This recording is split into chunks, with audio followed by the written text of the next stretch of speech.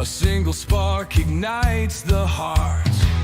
But if we turn when justice calls, the chains we forge will bind us all. When truth is silenced, when lies take hold, the cost is freedom, the soul grows cold. No one stands tall while another must fall. Freedom for one depends on freedom for all. We're mavericks of freedom, rebels in the fight, defending every voice, defending every right. For the moment we falter, the moment we stall, we lose our own freedom when we let others fall. You can't stand free while others kneel. When justice fades, it's freedom they steal. An innocent condemned, a crime unspoken, and with it the bond of liberty is broken. No tyrant rules without our consent. Oppression thrives where silence is spent. Stand for the weak, the silence the small, or freedom will crumble for us all. We're mavericks of freedom, guardians of the light, fighting for the truth, for what is just and right. For the rights of one are the rights of all. We rise or we fall by answering the call. Even those we may oppose deserve the rights we all uphold. For if we deny them what is fair, we build our own prison in despair. The fight's not easy, it never will be, but justice for one is the key to be free. We stand as mavericks, together we strive, defending the rights that keep freedom alive. We're mavericks of freedom, rebels in the fight, upholding every truth, protecting every right. When one is oppressed, we're all in the thrall. Freedom for one depends on freedom for all. So take a stand, let your courage rise. Defend the truth, don't compromise. For the soul of the world, the writing's on the wall. Freedom for one depends on freedom for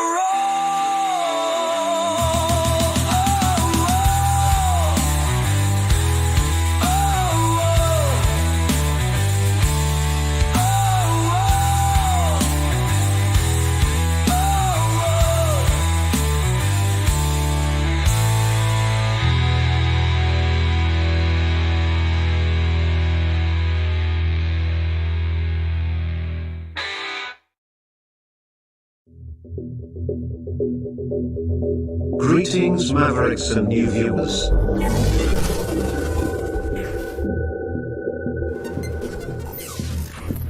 Tonight, direct and live from the Maverick News Network World Studios.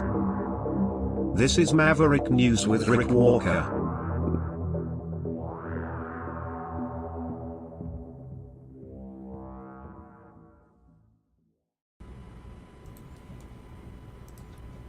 Hello everyone, great to have everybody here tonight. I'm just going to check to see if we are running on YouTube tonight. We have a lot of ground to cover. Canada hitting back, the EU hitting back against the United States in this insane trade war. We have this ceasefire proposal on the table. Yeah, it looks like we're running on YouTube. Yeah, things are a little different on YouTube these days because we had a channel sort of put into suspension there for a week. They still don't like us. A little too close to the truth or something. Whatever. It's hard for people to understand what we do around here because, yeah, we practice actual journalism. And people don't understand. What's that guy doing over there? He's not cheerleading.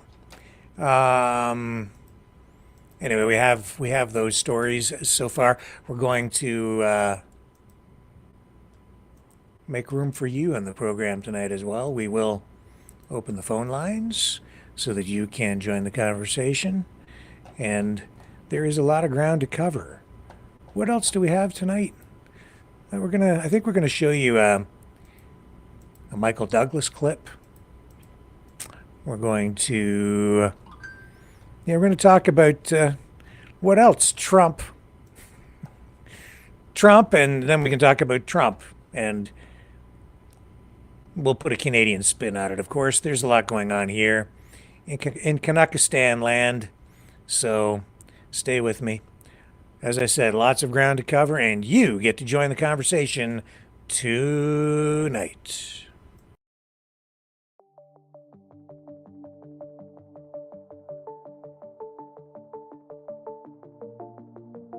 Greetings, brave Mavericks. Our quest for truth continues. We go beyond fake news. Together we expose propaganda. Together we pull others out of rabbit holes. We are maverick thinkers. We are all unique individuals, defenders of individual rights and freedoms, credible, trusted, grounded in reality. Maverick News, Maverick News. Defending free speech, free speech. Donate at freedomreporters.com. Do it now. Tomorrow may be too late. Maverick News. The world is watching.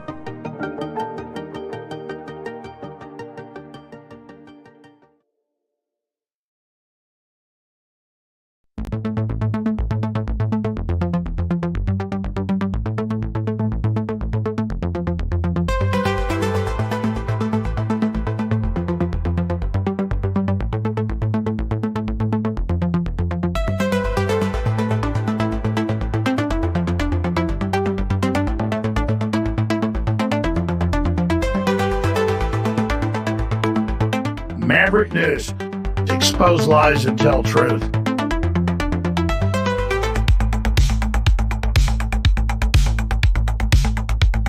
The world is watching.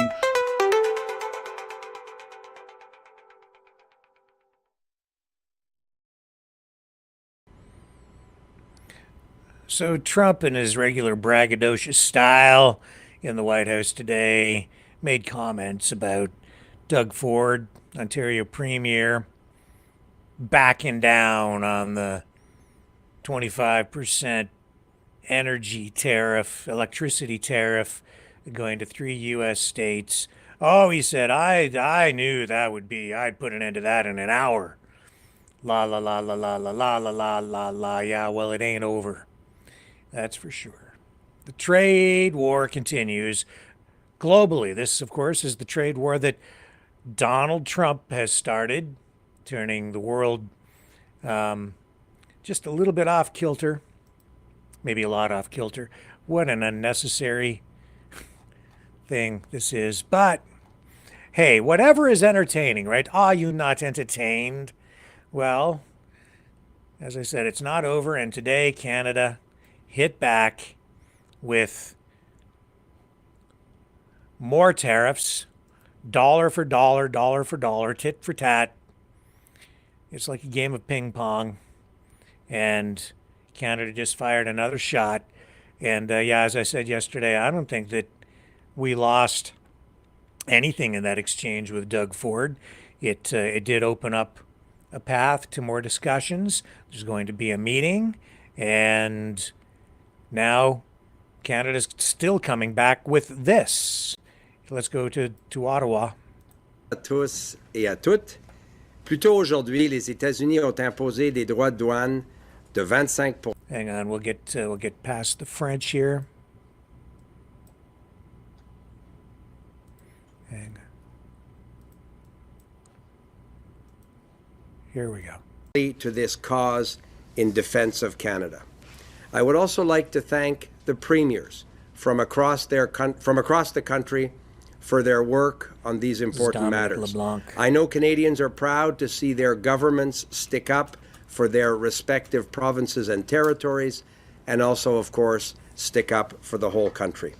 Together, we will do what we must do to protect Canada's economy. The current finance With these most minister recent for Canada. tariffs on Canadian steel and aluminum, the U.S. administration is once again inserting disruption and disorder into an incredibly successful trading partnership and raising the costs of everyday goods for Canadians and American households alike. We will not stand idly by while our iconic steel and aluminum industries are being unfairly targeted.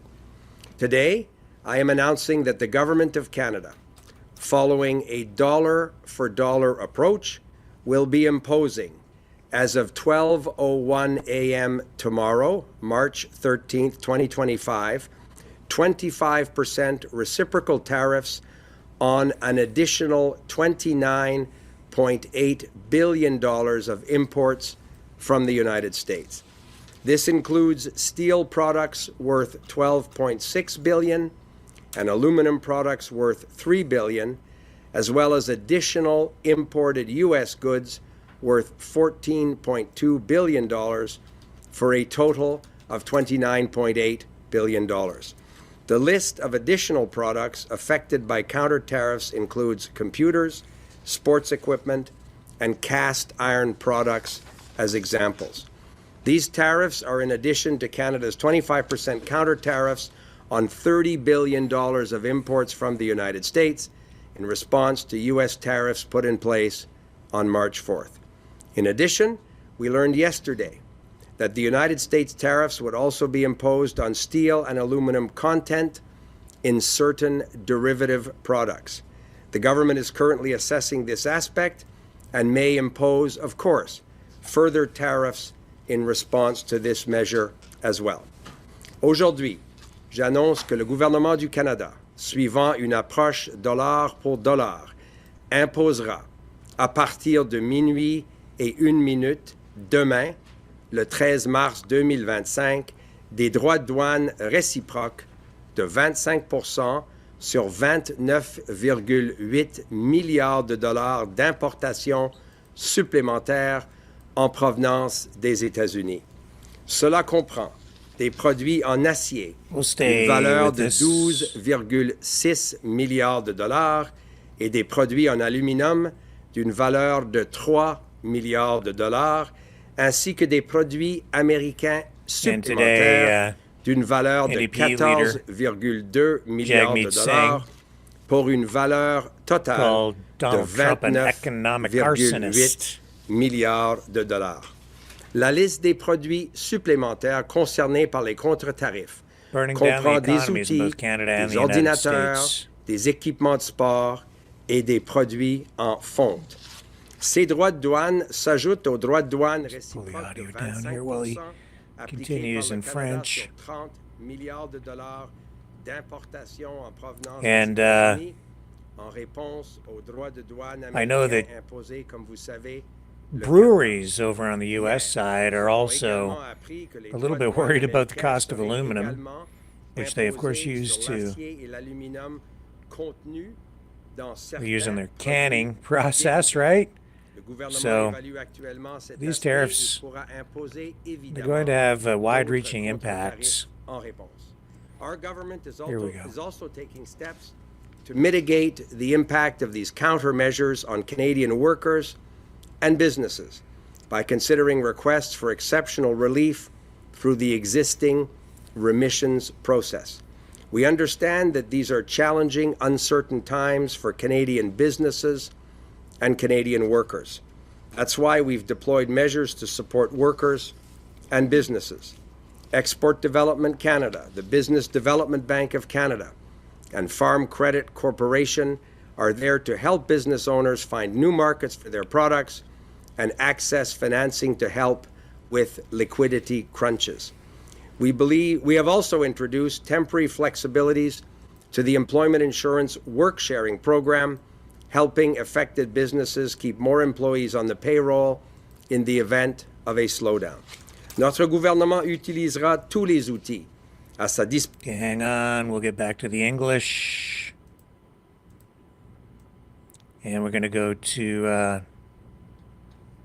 let's go over to Foreign Affairs Minister. Mélanie Joly. Mélanie. Yes, merci, Mélanie Joly. Dominique. Thank you all for joining us today. You've just heard the actions we're taking from my colleague and friend, Dominique Leblanc. Canada is holding strong and will continue to do so together. Well, make no mistake, though, this is going to be a day-to-day fight. This is now the second round of unjustified tariffs leveled against Canada and Canadian goods.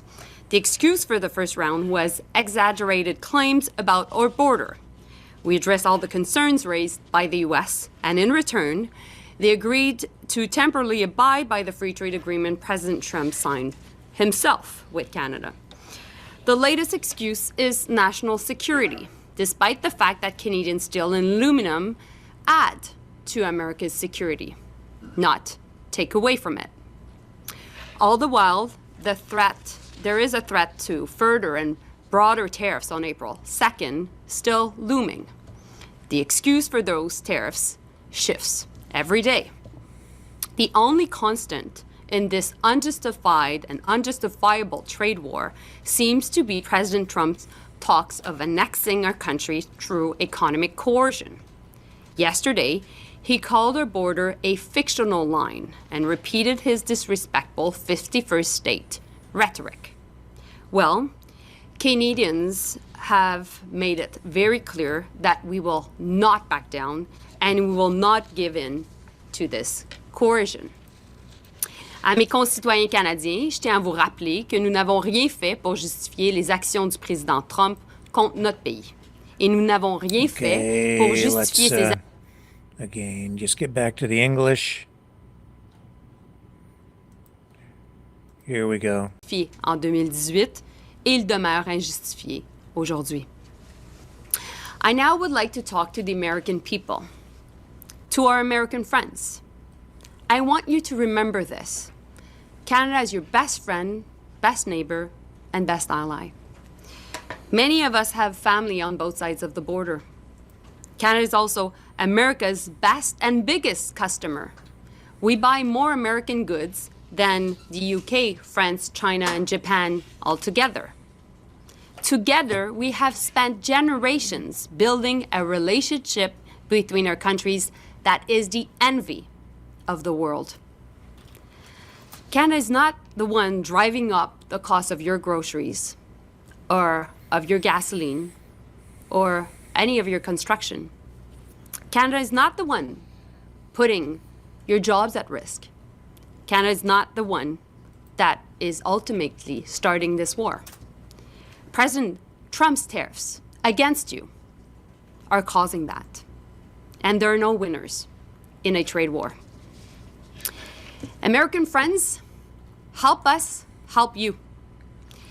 Please help us end these tariffs as quickly as possible. And please talk to your elected representatives at the federal, at the state and municipal level. Please talk to your governors, to your senators, to your House representatives, and to your mayors.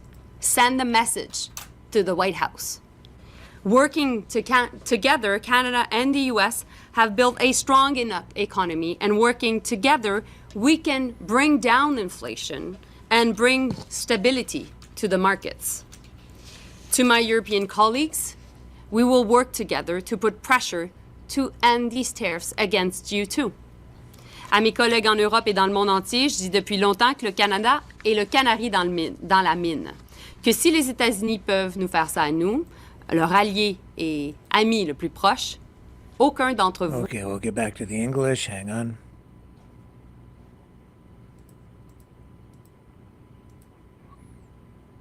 Okay. Here we go. Here we go. Sur notre acier et notre aluminium. Ces droits de douane sont non seulement inacceptables, ils sont injustifiés. Ils auront un impact économique négatif considérable, comme le disaient mes collègues, des deux côtés de la frontière. As we have always said to our American friend, tariffs on Canada is a tax on American. And as I've seen someone yesterday saying, these tariffs are bringing the Wild West on the factory floors across North America. This needs to stop. This is hurtful for workers. This is hurtful for industry. This is hurtful for the competitiveness of North America. Canadian steel and aluminum are essential for North America. And we live in a time, as my colleagues have said, that where you see a nexus between economic security and national security. We need to preserve what we have achieved over generations. From energy to defense, to automotive, shipbuilding, and countless other sectors of our economy, Canadian steel and aluminum fuel North American supply chains. Actually, I was with the association representing aluminum. So one job in the United States, one job in Canada in the primary aluminum sector support 13 jobs in the United States. That's the ratio 1 to 13. This is how integrated we are when it comes to steel and aluminum in North America. But let's be clear. This is more than just about supply chains and big industry. This is about people. This is about Minister, our by the way. workers. This is about families and community all across this country Francois and Philippe across the Champagne. United States.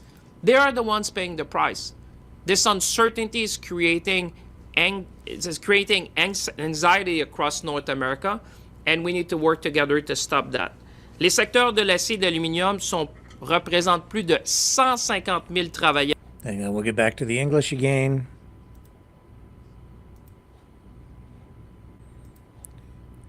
And here we go. That's why today we're hitting back against these unjustified U.S. tariffs. We're not alone in doing that. As Minister Joly said, the European Union has reacted. Our friends and allies in Japan have reacted. The world is reacting against these unjustified tariffs. But let me be clear. This is not something that we want to do. This is not something that we like to do. But it's something that unfortunately we are being forced to do in order to protect our way of living in this country and to protect North America. Make no mistake, today's decision by the U.S. will increase costs for consumers. Mr. Joly was right. When you're talking to our American friends, we need to make them clear. This is going to increase the price of construction. This is going to increase the price of car. This is going to increase the price in the defense industry. It will put thousands of jobs at risk, and I would add unnecessarily. And it will weaken North America's economic and national security. My dear friends, whether you're in Canada or in the United States, we cannot let uncertainty become the new certainty in North America. That cannot stand. That will make us less competitive. That's going to weaken us, and that's going to affect our economic security and ultimately our national security. Ce climat d'incertitude doit évidemment cesser. Et ce n'est pas seulement moi qui le dis, mais je vous invite à regarder les déclarations du PDG de Ford, du PDG d'Alcoa récemment, qui a parlé de chaos et de coûts à l'intérieur de différents secteurs de l'industrie. Demandez aux gouverneurs, aux maires, aux associations d'affaires au sud de la frontière, demandez à Wall Street, regardez l'impact des marchés financiers. Les marchés ont parlé, les tarifs vont faire mal à l'économie américaine. As we have always said, we will continue to stand up for Canada by supporting and defending our workers and our industries, and I would say our way of living as Canadian. But we also need to change our attitude. We need to change our posture, and we need to change our way of doing things in this country. This needs to be more than just a moment. It needs to be a movement to become more resilient in this country, a movement to become more confident in this country, a movement to become more ambitious in this country, and a movement to be more Canadian in this country.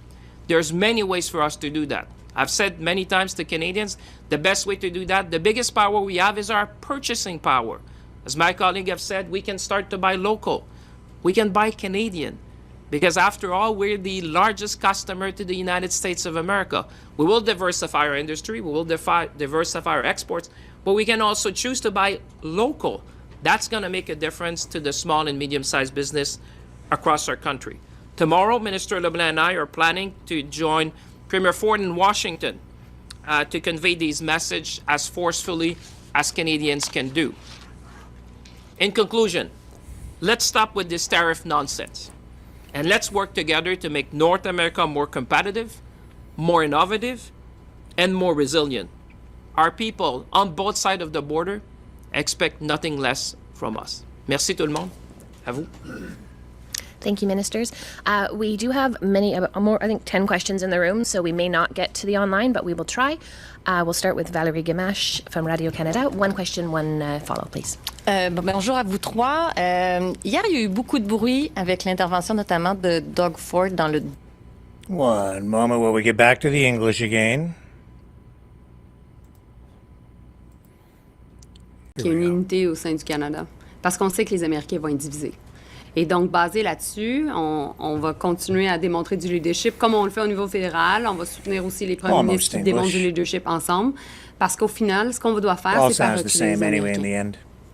So what I would say in English is right now the most important thing is Canada's unity. Because what we know is that the Americans themselves are divided. And so what you're seeing today is leadership on the part of the federal government, and also we'll continue to work with the premiers that are showing leadership as well, because we need to fight back against this nonsense. Et je comprends que demain, vous partez à Washington, messieurs Leblanc et Champagne. C'est quoi l'objectif de la rencontre? And still get out of the French.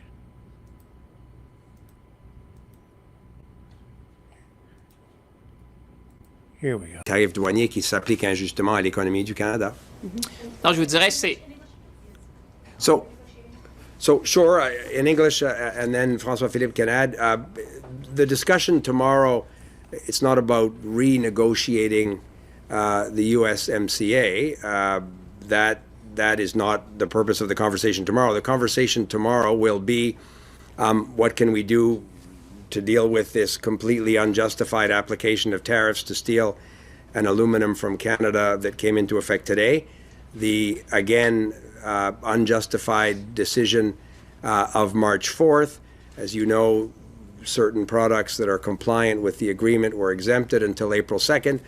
All of that points to a conversation that we've been having with the Trump administration around getting to April 2nd, with the objective of obviously removing all of these tariffs that are applying to the Canadian economy. We will continue to maintain our countermeasures and increase them on April 2nd. This is no surprise to the American administration if we can't get to a position where their initial measures are all lifted from Canadian businesses. So the conversation tomorrow will be around lowering the temperature and focusing on the process that President Trump set up, where Secretary Lutnick has up to April 2nd to determine a series of global tariff decisions.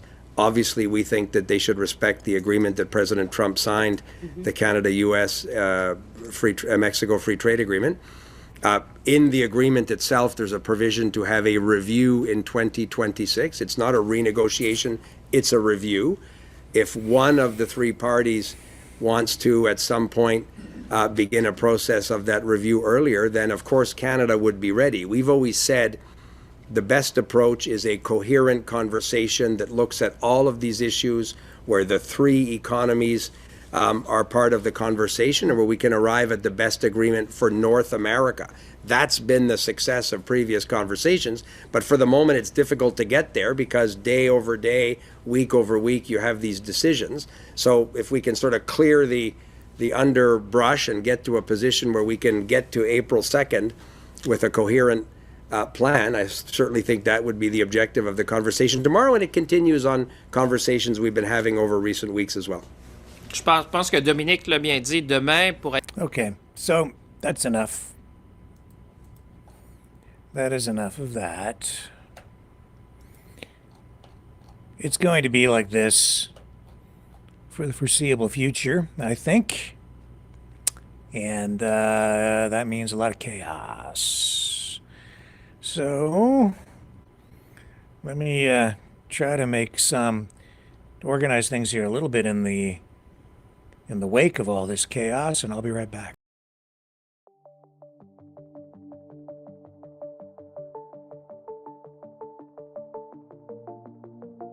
Greetings, brave Mavericks. Our quest for truth continues. We go beyond fake news. Together we expose propaganda. Together we pull others out of rabbit holes. We are maverick thinkers. We are all unique individuals, defenders of individual rights and freedoms, credible, trusted, grounded in reality. Maverick News, Maverick News. Defending free speech, free speech. Donate at freedomreporters.com. Do it now. Tomorrow may be too late. Maverick News. The world is watching.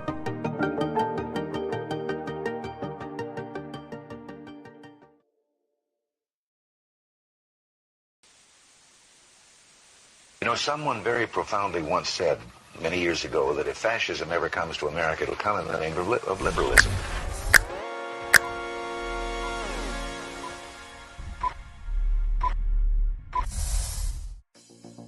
Well, I think it's time we ask ourselves if we still know the freedoms that were intended for us by the Founding Fathers.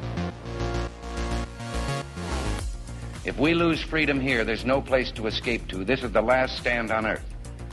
The entire world is watching. Every dictator, every crazy dictator in the world is watching.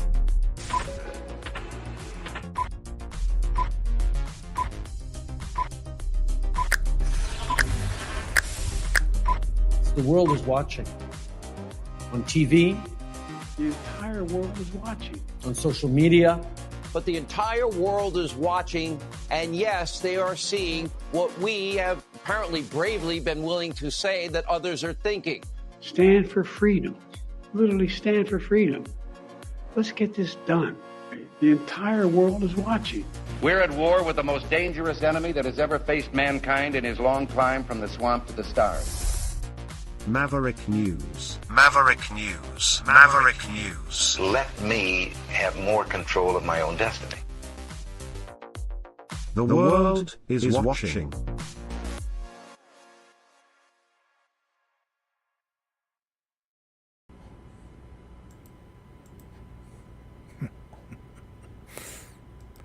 Just scrolling here, looking for stuff that will get us like right up to date.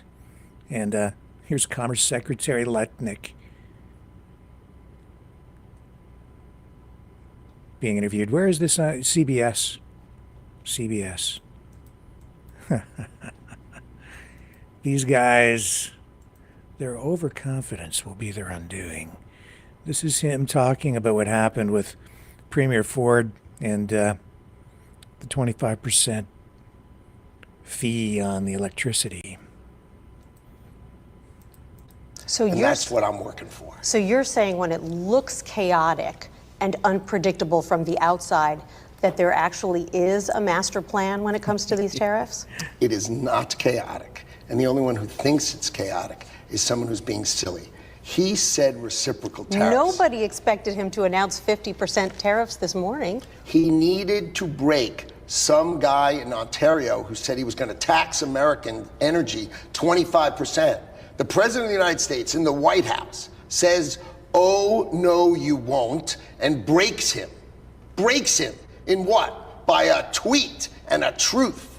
And you think that's chaotic? You know what I think that is? I think that is the thank God we have a president who's taking care of us. Because if you were in one of those states and you thought your energy prices were going to go up 25%, and you said, "Where's the president?" and all of a sudden he came down like thunder to make that end, you'd say, cool. I'm glad that's the guy in the White House. And that's what we've got.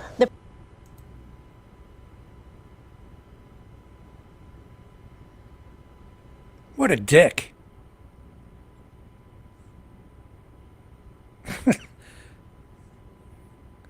Trump started it all, man. And this BS that I heard again today about the freaking dairy tariffs, 270%. Yeah. That's half the story. They don't tell you the whole story because, well, then then you start to realize where the smell is coming from. We don't dump dairy product into the United States. As I said, that's just been kind of carved out, that industry, which is our sovereign right to do so, Mr. Lutnick, Super Dick. Yeah, and all you people in the chat, Rick's gotten so far left. I don't care what you say. I haven't gone hard left. I just haven't gone hard stupid like some people who are afraid to say anything when you're standing in the middle of an idiotic mob hanging out with the brain damage. Go ahead. Be my guest. I don't follow. I'm not a follower. I'm a maverick. And when I see a dick,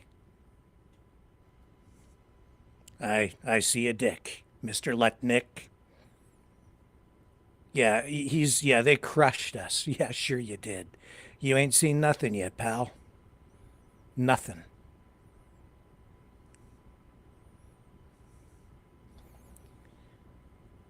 No need for this. It's all coming from the White House.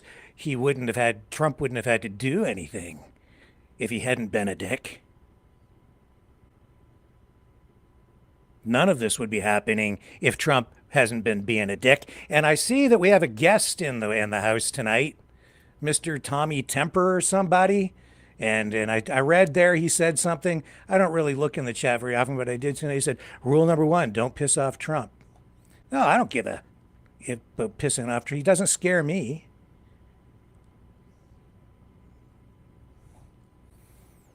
Yeah, Deborah on the attack every night. What am I going to do? I've already laid out my plans. I already told you what I would do, and some of what I would do is already being done. I'd get ready to lay on an exit tax on any company that received federal or any government money at all over, say, the past 10 or 20 years.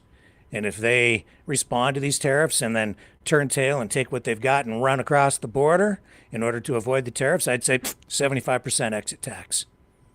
You're not taking our money, our tax money, and you're not going to run off to the United States with it in the face of these tariffs. And a lot of companies have taken a lot of our tax dollars.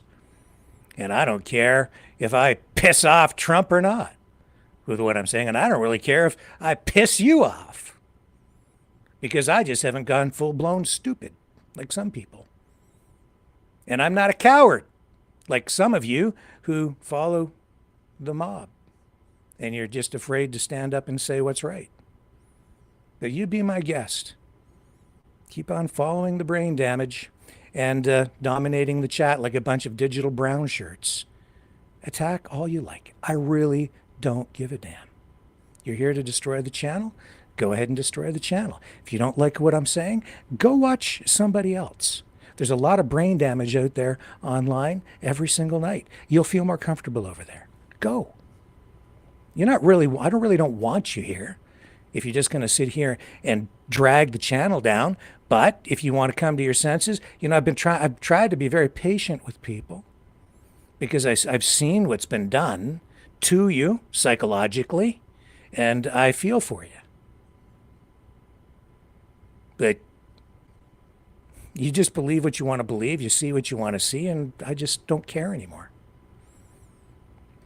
because I can only do so much. So I'm just going to continue doing my work, and you guys can flood the chat and dominate it and take it over and attack me and do whatever I really don't care.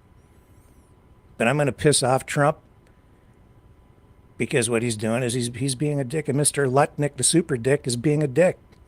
And this aggressive talk, this behavior, I have to say I was frankly disappointed in what I saw in the chat last night, because I did go in and look when we were running that interview with that young lady from Ukraine last night.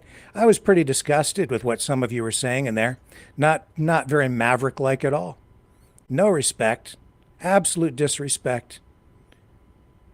Regardless of where you stand on the issue, you've got somebody living in a war zone sharing their story about just trying to survive and trying to live a life which you all take for granted and have for a long time. And don't give me this BS that you're out there fighting, because you're not.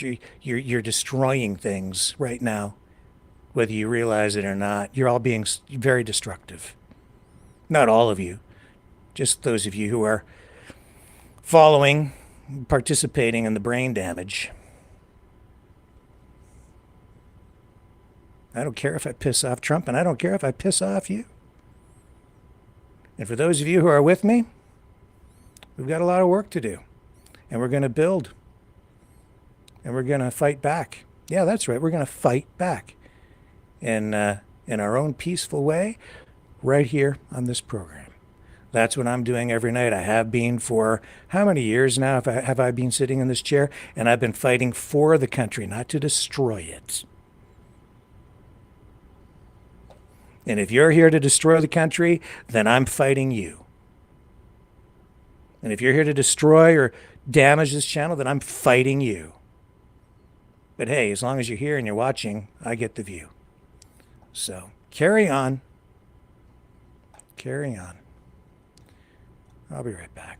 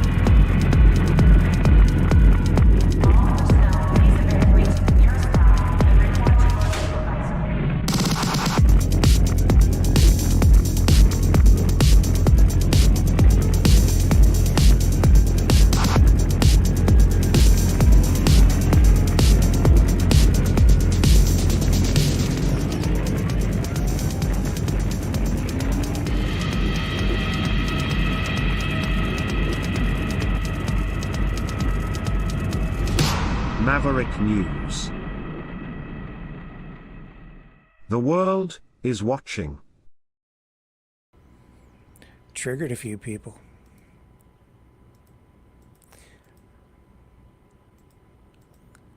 Okay.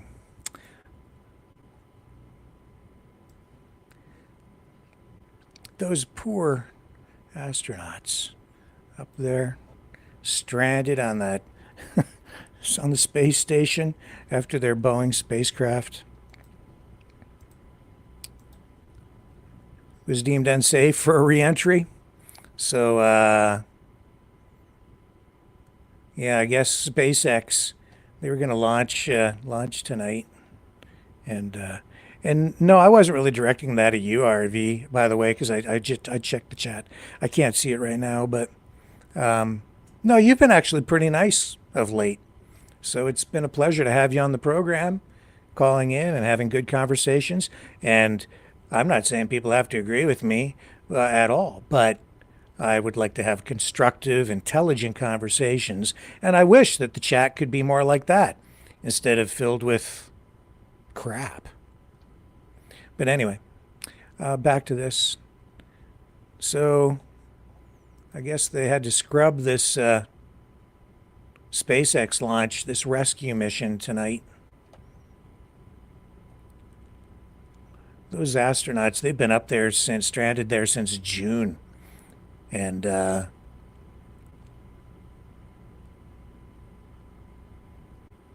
I think they've been up there about 9 months. Yeah, 9 months now. Here, let's take a look and see what happened. I've got the video to share with you. Here we go. Scrubbing, hydraulic issue. And we did just get that update. Unfortunately, we are scrubbing for today's launch. Unfortunately, due to the hydraulic ground issue that the teams have been working, this will allow the teams to continue to troubleshoot and hopefully fix this issue for the next attempt that we'll have for Crew 10. And we did just... So much for that. They'll be back. What else we got here? Trump met with the Prime Minister of Ireland today, and in proper dick form, he made sure he insulted was very disrespectful to the Prime Minister of Ireland and to all of the European Union, accusing the EU, of course, of ripping off the United States. Poor little Trump and poor little United States, ripped off by the whole world. Yeah. And there he sits with the Prime Minister of Ireland and talks like that. And it was pretty stupid. Yeah. He went full-blown stupid again today, Trump did. More tariffs on the EU. Will you respond to their retaliation? Oh, of course I'm going to respond. You will retaliate. The problem with more is tariffs. our country didn't respond. Look, the EU was set up in order to take advantage of the United States. Including Ireland? Is Ireland taking advantage of the US? Of course they are. I can't, I have great respect for Ireland and what they did. And they should have done just what they did. But the United States shouldn't have let it happen. We had stupid leaders. We had leaders that didn't have a clue. Or let's say they weren't business people, but they didn't have a clue what was happening. And all of a sudden, Ireland has, our pharmaceutical companies and this beautiful island of 5 million people has got the entire U.S. pharmaceutical industry in its grasp. And, you mentioned housing and you mentioned other things. I mean, I have property in Ireland, as you know, and I love it. It does great. More tariffs on the EU. It's the result of trade policies over many, many, many decades. It's international trade. It's the U.S. dollar being the world reserve currency. There's just all these factors that come into play that determine, where companies invest their money, what kind of government programs are in place, and so on. It isn't that simple. And even when it comes to, the tariffs, if you only look at the one side of the whole issue, you don't get the whole story. You don't get the truth. And the truth of the matter is the United States subsidizes its farmers. Trump today, again, talking about Canada and its tariffs on dairy products. Yeah, that's very true. But as I pointed out the other night, Canada does not dump dairy into the U.S. market. We've just kind of closed that sector of the economy sort of off. And as a country, we're not compelled to trade. If you own something, you don't have to sell it. If you own something, you don't have to trade. If I own my house, I don't have to put it on the market. If I own my car, I don't have to sell it just because someone wants to buy it. If we have electricity, we don't have to sell it to the United States. And if we choose not to sell it, that isn't an act of war. And if we choose to price it at a certain level, that's up to us as well. These are decisions that we can make as a sovereign country. Now, I would understand these arguments, say, on the dairy industry, if Canada was producing so much milk and other dairy products that we were then dumping it on the U.S. market and subsidizing it with government money to artificially lower the price so that we can sell it into the U.S. market. But that's not what we are doing at all. We're just taking steps to make sure that our farmers can make a living wage, and that those farms remain economically viable so that we have food security here in Canada.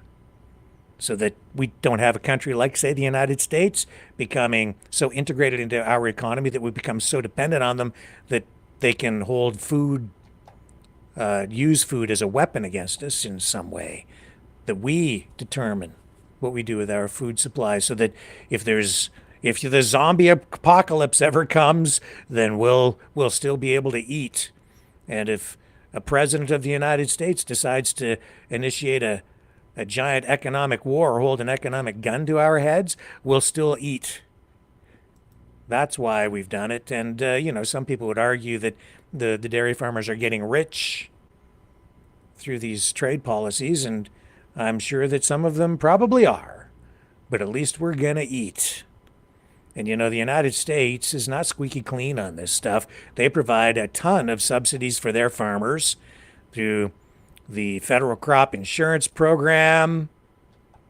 They have crop insurance programs that are government subsidized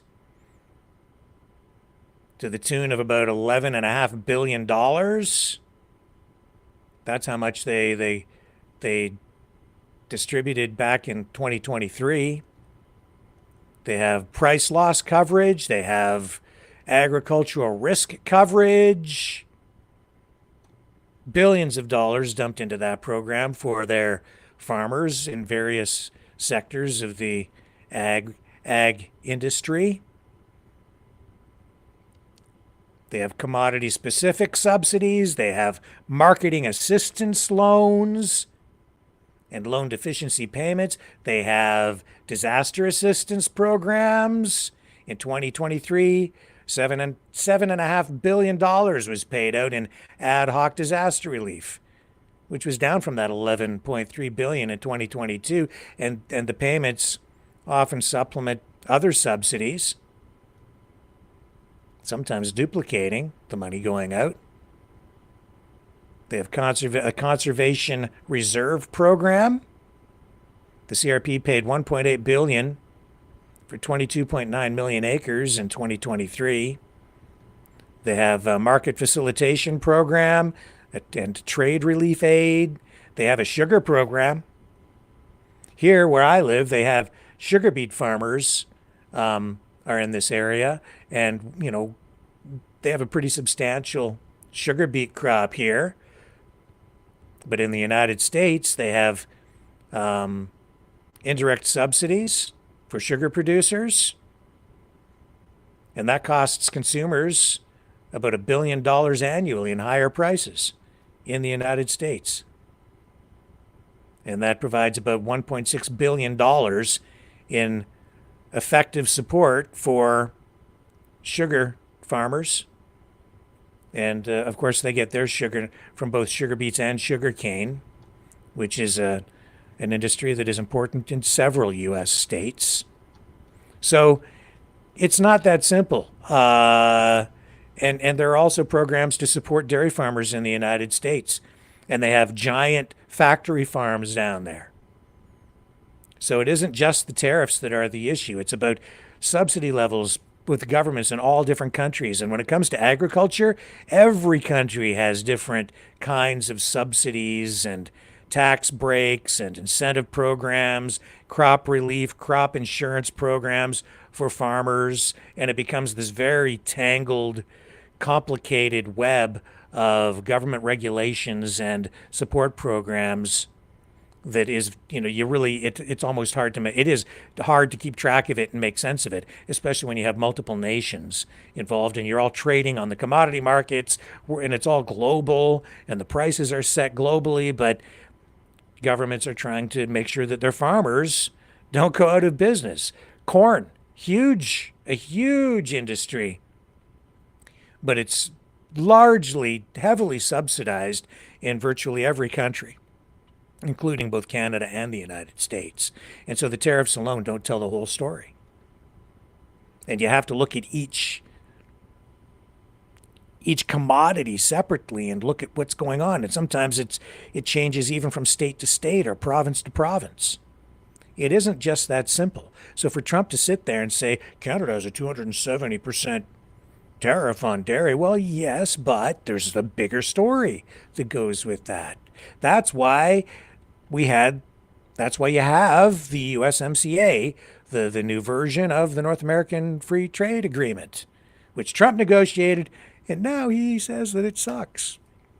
Well, dude, you negotiated it. You signed it. Chrystia Freeland was there. And I guess she outsmarted Mr. Trump. Does that piss off Trump? I don't care. It's true that the truth is in short supply these days, especially coming out of the White House. I'm just appalled. The guy, yeah, and they're all acting like dicks. But that's what Trump has done since coming back into power. He's sort of given permission to people to act like jerks. I say no. No. I'm tired of it. And I wish people could get back to some level of civility and sanity. Because the stupidity is off the charts. And so is the misbehavior, the poor manners, the disrespect. Really, really freaking tired of it. I'm tired of listening to him, honestly. His constant whining and complaining. I'm a victim and everybody takes advantage of me. Everybody's always picking on me and suing me. Yeah, maybe if you weren't such a dick. Maybe you wouldn't have so much trouble. You wouldn't have to go around acting like a big bully. $30 billion counterpunch today from Canada on the tariffs. Ceasefire. Everybody's talking about the ceasefire in Ukraine. Ukraine agreed to the ceasefire.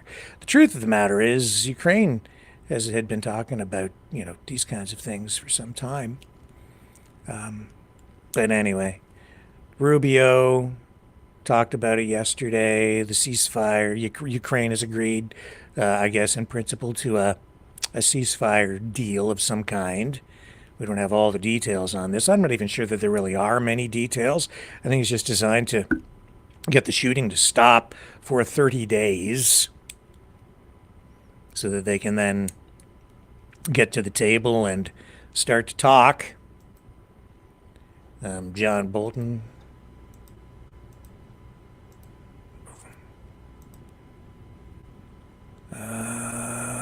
Security advisor, former to Trump, says he doesn't think that the ceasefire is in the best interests of Ukraine. Ukraine's President Zelensky says it's now up to Russia to show they are serious about peace. How much pressure does this put on Moscow? Well, I do think it puts some pressure on him. It complicates Putin's position a little bit. I don't think, frankly, a ceasefire is in Ukraine's interest. I think if you freeze the conflict along the existing front lines and start negotiations in Geneva or Vienna or some neutral capital that drag on, the ceasefire line could become a new de facto Ukraine-Russian border, which gives Russia 20% of Ukraine's territory. I think Zelensky had to agree to the ceasefire in Saudi Arabia because he needed to get U.S. military assistance, intelligence assistance, turned back on. He had to try and repair the damage from the debacle in the Oval Office. So, of course, he agreed to it, and he did get the military assistance turned back on. He wants that to continue, and he'll try and leverage this against the Russians. But he's in a very dangerous and precarious position. So is Ukraine as a whole. I want to share, Ambassador Bolton, something you wrote in an important article in the Atlantic magazine yesterday, and I'll put it up on the screen. And I'm quoting you now. Ronald Reagan knew how to handle nations. Okay.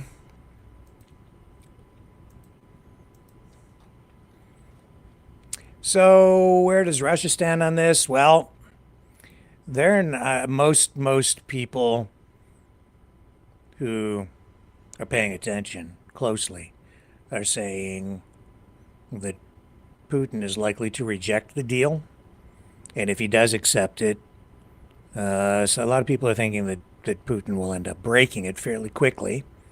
And if he does accept it, the word out there is that he'll probably come back and he'll go to the table, but then he'll ask for something more. And we'll see where it goes. I don't know how you enforce a ceasefire without some sort of security guarantees, and how do you make it hold as things are now? I think that this is, well, it doesn't seem very detailed at this point, and I just don't know how they're going to make this work. Without, but we don't see all the details on this. We just know that it's about a comprehensive month-long ceasefire. We've seen that, Trump say that because Ukraine has had a change of attitude, and now Zelensky's willing to look at peace, that they've resumed the intelligence sharing for Ukraine. As a result of that, Ukraine is not blind again. Is no longer blind in this battle with Russia. And we've seen now and just as a sidebar to that, very interesting to note that while the intelligence was shut off, what did we see from Ukraine? Massive drone strikes inside Russia. What did that tell us? That was sending a message. Ukraine is not giving up. Ukraine has developed capabilities that are separate and apart from the U.S. systems. And even without U.S. support, they demonstrated that they can still do some damage on their own, even without U.S. guidance, using drones. So 300 drones approximately launched a couple of nights ago into Russia. Most of them were shot down, but some did get through, and there was some pretty severe damage, including right in Moscow. So it's not over. And I think that, even that has something to do with maybe the change of attitude from the White House, too. It's a two-way street. And we still don't have a critical minerals deal for Trump at this point. But Rubio, pretty much, I think, on the money when he was saying in this particular case that what they really want to do is just get the shooting to stop. And I'm cool with that. I think everybody should be cool with that, as long as the spirit of a ceasefire is honored and it isn't just a ruse by one side or the other to gain some advantage, only to then resume hostilities. Let me see if I can find you the clip of Rubio talking about this. Yeah, I think we've got it here.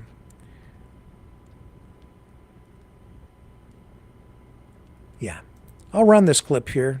It'll, for those of you who maybe didn't catch it, it'll shed a little bit of light on where Secretary of State stands on this. Accepted, which is to enter into a ceasefire and into immediate negotiations to end this conflict in a way that's enduring and sustainable and accounts for their interests, their security, their ability to prosper as a nation. I want to personally we both want to thank the Kingdom of Saudi Arabia, His Majesty, for hosting us, for making this possible. They've been instrumental in this process, and we're very grateful to them for hosting us here today. And hopefully we'll take this offer now to the Russians. And we hope that they'll say yes to peace. The ball is now in their court. And but again, the president's objective here is, number one, above everything else, he wants the war to end. And I think today Ukraine has taken a concrete step in that regard. We hope the Russians will reciprocate. Today we made an offer that the Ukrainians... So that was yesterday. And, that's giving some people some hope, I guess. But we'll see where it goes. The ball really is in Putin's court now. And this isn't going to look good if Putin says no, if he rejects this. But he has pressure inside Russia on both sides of the issue. If he accepts the ceasefire, there's some people who are very hawkish who are going to be critical of him. And if he rejects it, a lot of people want the war to end in Russia too. And so he has sort of a pro-peace movement within Russia itself that will come to bear here. And the experts that I sort of have been listening to over the past 2 days seem to feel that, some of them seem to feel that Putin will come to the table, but he will come demanding more. Michael Douglas, actor, Also seeing a lot of the stupidity that I'm seeing out there these days. Can't make sense of a lot of things. And, I think I do understand where the mania comes from. And that's because even, I, being subjected to it like everybody else, I know that it affects even the way I've looked at things. But if you keep looking and you keep digging and you keep applying critical thought, you get a broader perspective on things. You start to peel back the layers and you begin to see some people who are fake for what they really are. Michael Douglas addressing this tonight. Hello, friends. Haven't seen you in a long time. I feel like a bear is in hibernation. I've come out. It's like a new world out there. We're allies with the Russians. I thought they've been trying to destroy us for the last 75 years. Anyway, I just want to blow my own horn for a second. This year is the 50th anniversary of One Flew Over the Cuckoo's Nest. Written by Ken Kesey, the book was the author, and directed by Milos Forman. Lovely movie.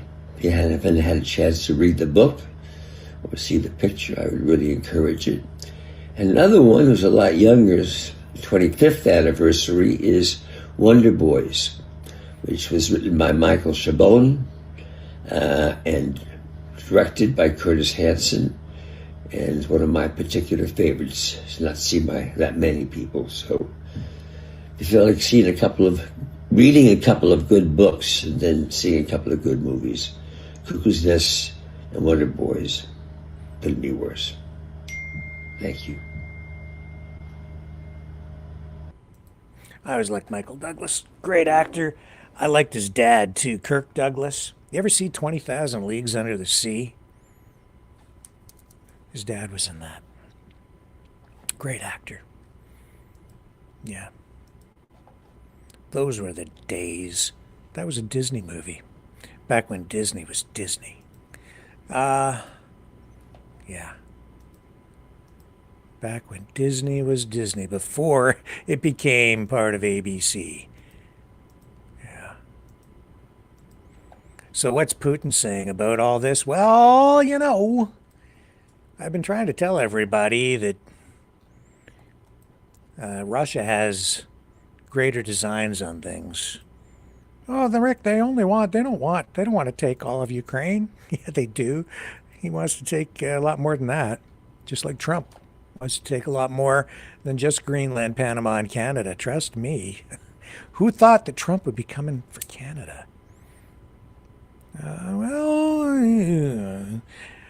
You just got to look. Here's Sputnik. I've been telling you, Eurasia. Imperialist expansion. This is the new world view, maybe the new world order, coming from the people who you least expected it to come from. The people you haven't been paying attention to, because you've had your attention turned inward so that you can gaze directly at your own navel. Putin's Greater Eurasia proposal could save the continent from West's hegemony. Does the headline not exactly match what I've been telling everybody for a while? Eurasia needs a continent-wide structure akin to the African Union or CELAC Accord, according to Russian Foreign Minister Sergei Lavrov. What's he implying? The origins of the Greater Eurasian Partnership concept, GEP, a concept proposed by Russian President Vladimir Putin in 2015, would replace the outdated Greater Europe. What could GEP provide to the continent? A network of free trade zones, interblock trade and economic partnerships, expanded settlements in national currencies, and independent payment systems. Development of Eurasian transport corridors, a foundation for indivisible security on the continent, territorial integrity, economic sovereignty, and cultural and social protection for member states, a common platform to settle disputes and prevent conflicts. From common trade to common security, how did GEP evolve? Oh, yeah. Yeah. There is a much bigger plan afoot. Trust the plan.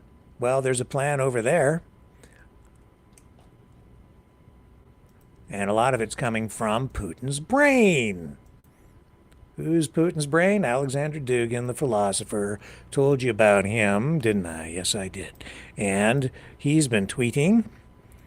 And he also says, but Putin wants peace. He just wants peace.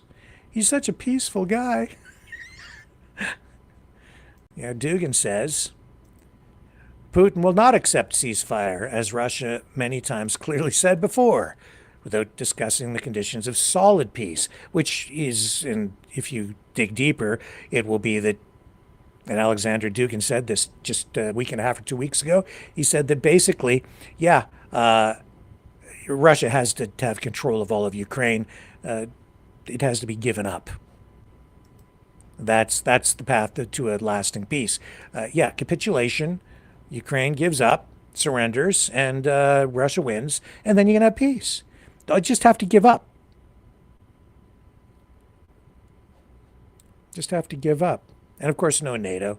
And so the other reason that this peace deal is not likely to hold is because I think even the ceasefire may require, I don't know, maybe, but if you want even a long, durable peace, the proposal coming from the United States it appears that it will likely include the use of peacekeeping forces from European countries who are NATO members.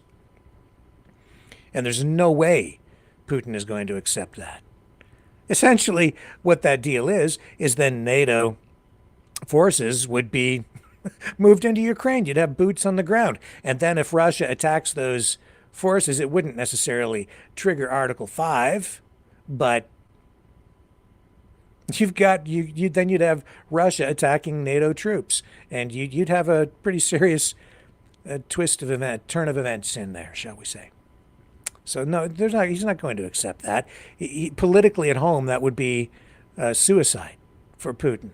After all this, and insisting that Ukraine can't join NATO, and then allowing NATO troops into Ukraine right on the front lines to hold the line against Russian forces. Yeah, I see a bit of an issue with that, which is why I don't know who you would use. You'd need to use soldiers from other countries and not China, because China is aligned with Russia. It has to come from some other place. Good luck finding the troops you need. Maybe get some of those drug cartels from Mexico to go over. They're all well armed with U.S. manufactured weapons. You see how complicated it gets, how quickly? Do you really think this ceasefire, even if it is implemented, that it's really going to hold for 30 days? And even if it does, do you think we're going to get a lasting peace at this point? I'm very skeptical, because I don't see the desire on the Russian part. And if you don't have a true desire on the part of the Russians who are inside Ukraine, then the Ukrainians have no choice but to defend themselves. And every nation state has a right to defend itself. You can't dispute that. Ukraine didn't start the war. Russia's inside their borders. This is a war that Russia brought to Ukraine. And that's the absolute obvious conclusion to come to if you just look at it. It's just a fact.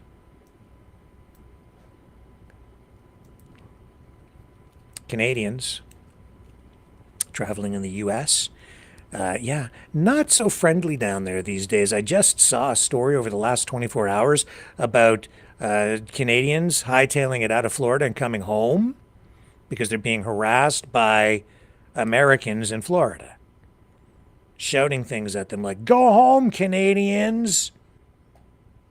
Yeah, snowbirds, people who have gone down there for their retirement, have been there for years.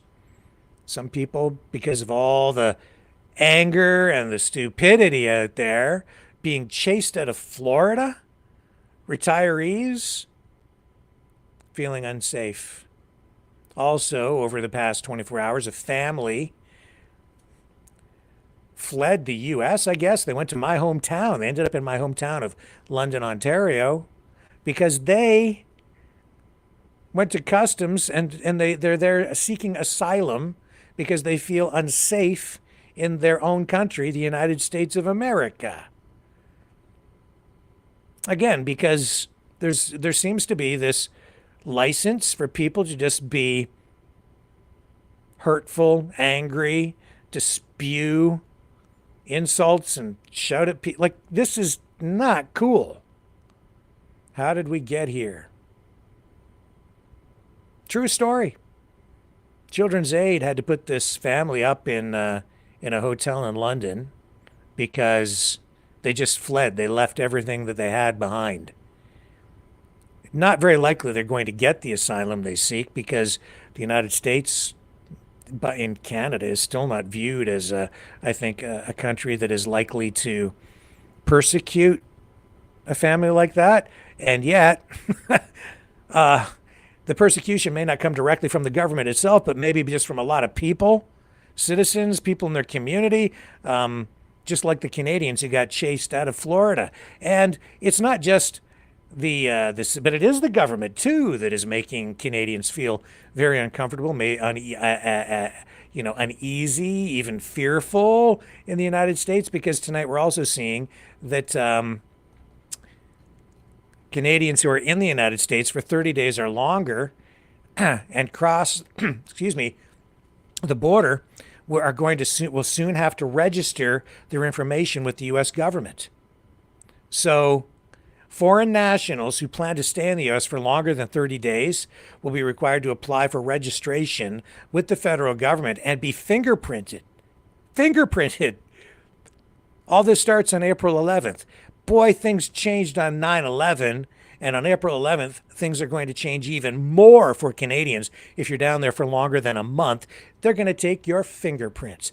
Boy, I remember when we did have a truly open border, when you could just cross the border, flash your driver's license at the customs dude, and off you go into the US of A. And same thing coming back for our American friends. They got the same treatment. But not now, according to this rule, this new rule, which was posted on a federal website today. And Canadians, I guess, are exempt from fingerprinting. I guess, okay, so they're not going to be fingerprinting the Canadians, but for others who are there, this is a rule that applies to foreign nationals, but you're still going to have to register when you're down there for longer than 30 days. So I guess just from what I'm reading here, this is a big change. And Canadians who stay in the U.S. for 30 days or more and were not issued evidence of registration, such as a Form I-94 at entry, will need to complete the new Form G325R through the My USCIS online portal. And this rule would not require Canadians to apply for a visa, but rather a different federal form to enter the U.S. So the measure specifically impacts Canadian citizens crossing land borders if you plan to stay in the United States for periods that exceed 30 days. Not just casual travelers, going over for shopping, for a day trip or to stay for the weekend, or maybe even for a week's vacation or something. You won't have to do that. But if you're down there longer than a month, you're going to have to fill out a bunch of paperwork. Boy, times have sure changed.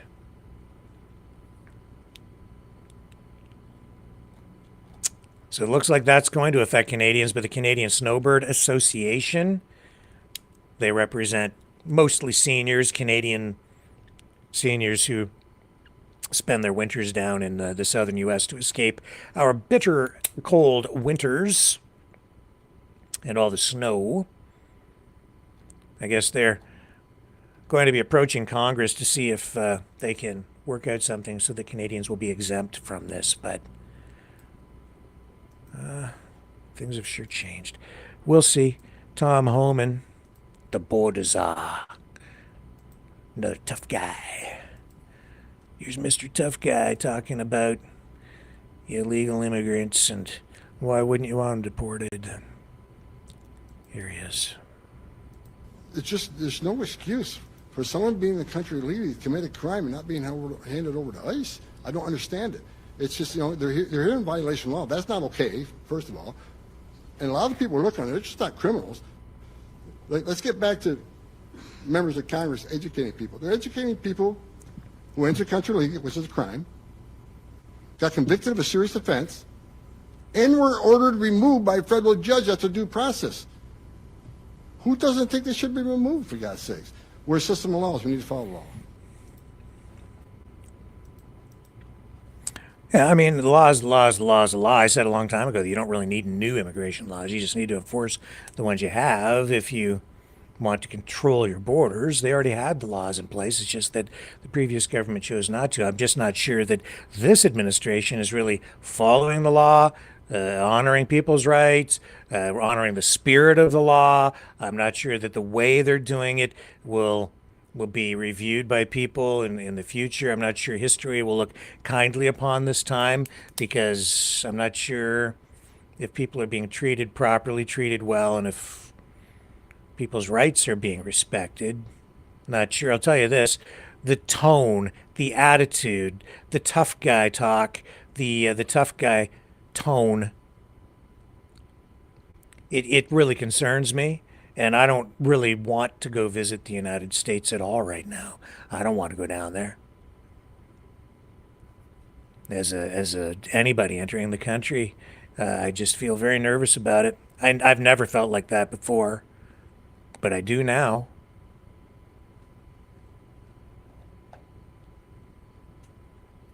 Especially people are going to chase me around and yell at me, "Go home, Canadian!"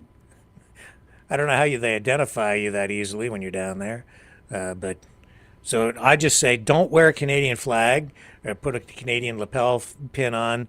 Don't wear a toque. Don't do anything like that. What else would identify you as Canadian in the United States and mark you for attack? No mucklucks. No snowshoes. What else? I'd forego the maple syrup at the Pancake House in the mornings. Order something else. Don't give him any clue. Yeah.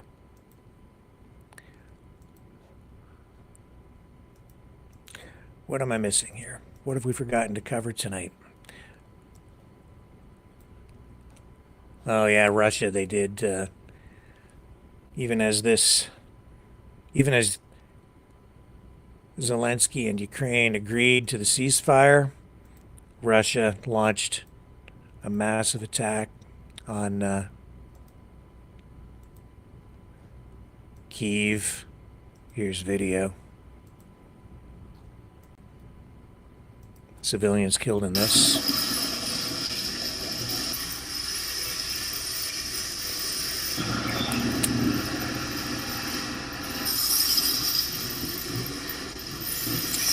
War continues.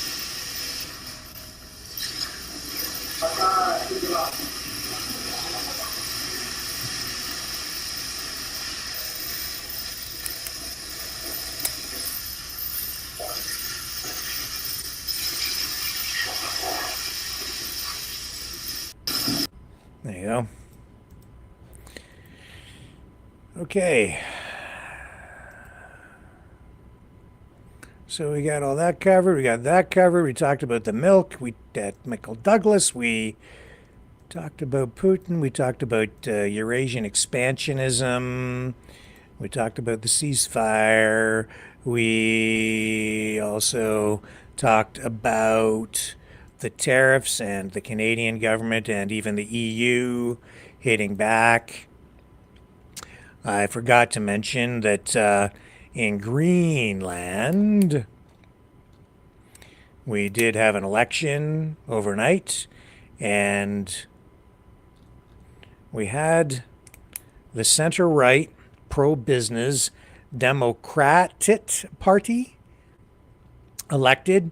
They won 30% of the vote share. That's not enough to single-handedly rule. It means that they will need to partner up with opponents to form some sort of coalition. But this party does favor a step-by-step progression toward independence. That's not to say that they want to join the United States. They want independence from Denmark, but that will only happen over over a period of time. And Greenland won the right to hold a referendum to gain full independence from Denmark in 2009, but a poll at that time also found that many were divided on the pace at which to do that. Greenland is in charge of its own domestic affairs, while Denmark controls decisions on foreign and defense policy. So, obviously, still under the umbrella of Denmark. And you can see why Trump sees Greenland as ripe for the picking. He sees the vast mineral wealth there and an independence movement that is strong, a separatist movement, just like in Canada, where we also have a very strong separatist movement, especially right now in Western Canada, in oil-rich Alberta. Yeah. You know who else is called for separatism and for a division of the country at times? Kevin O'Leary. Mm-hmm. Yep. Yeah, he's on record at various points talking about that. I'm seeing so many things line up. Very concerning. Who wants to go to the phones? It's the bottom of the hour. I think we will. Give me a moment. I'll set that all up, and we'll come back and start taking your calls after this.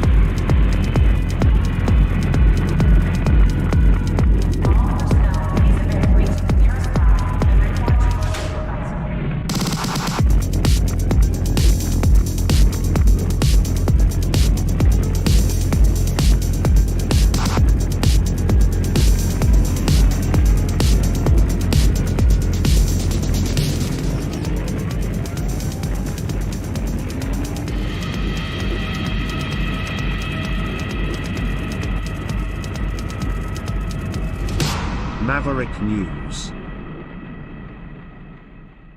The world is watching. Okay, ladies and gentlemans. That's plural, by the way. Here's the number to call. Okay, Mavericks, it's call-in time. Join the conversation. Call 1-647-734-4220. Then enter the PIN number 860-075-764, followed by the pound sign.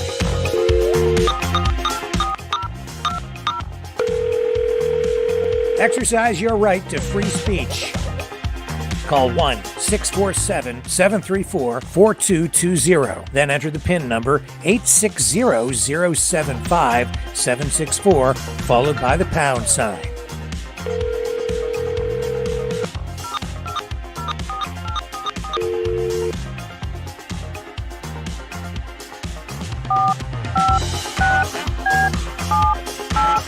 Call 1-647-734-4220. Then enter the PIN number 860-075-764, followed by the pound sign. Maverick News. Call now. The world is watching and listening to you. All right, and yes, you can call direct and join the program if you would like to. Oh, I think we've got a caller on the line already. Hang on just a second here. Oh, good. Hang on a second there, RV. Let me put you up. There you are, first caller of the night, Canada. RV, welcome back to the show, sir. Great to have you here. Well, thank you for that. I've missed a couple of days. I haven't really been paying a lot of attention, but I see a lot of pissed off people with you tonight, Rick. So no kidding. Fill me in on the short form. Like they have some pissed off. They're pissed off about that lady last night for sure from Ukraine. Oh well, I don't know. Isn't that a shame? Yeah. Well, what you have there is a young lady who wants to live her life regardless of the war, and she's Ukrainian, and so she decided to leave the safety of her home, which is far away from the front lines, and she moved up closer to the front line of battle where her boyfriend is, and he was critically injured at one point in battle, and he's not serving as a frontline soldier now, but he's still at the front lines, working to do other things, still with the army. So she's living up there, and they're under constant shelling. So she was just telling her story about how she wants to live her life up there. She did give her views on the war and the danger she's in, and some people in the chat last night frankly disgusted me because they were just very disrespectful, and that young lady didn't deserve any of that.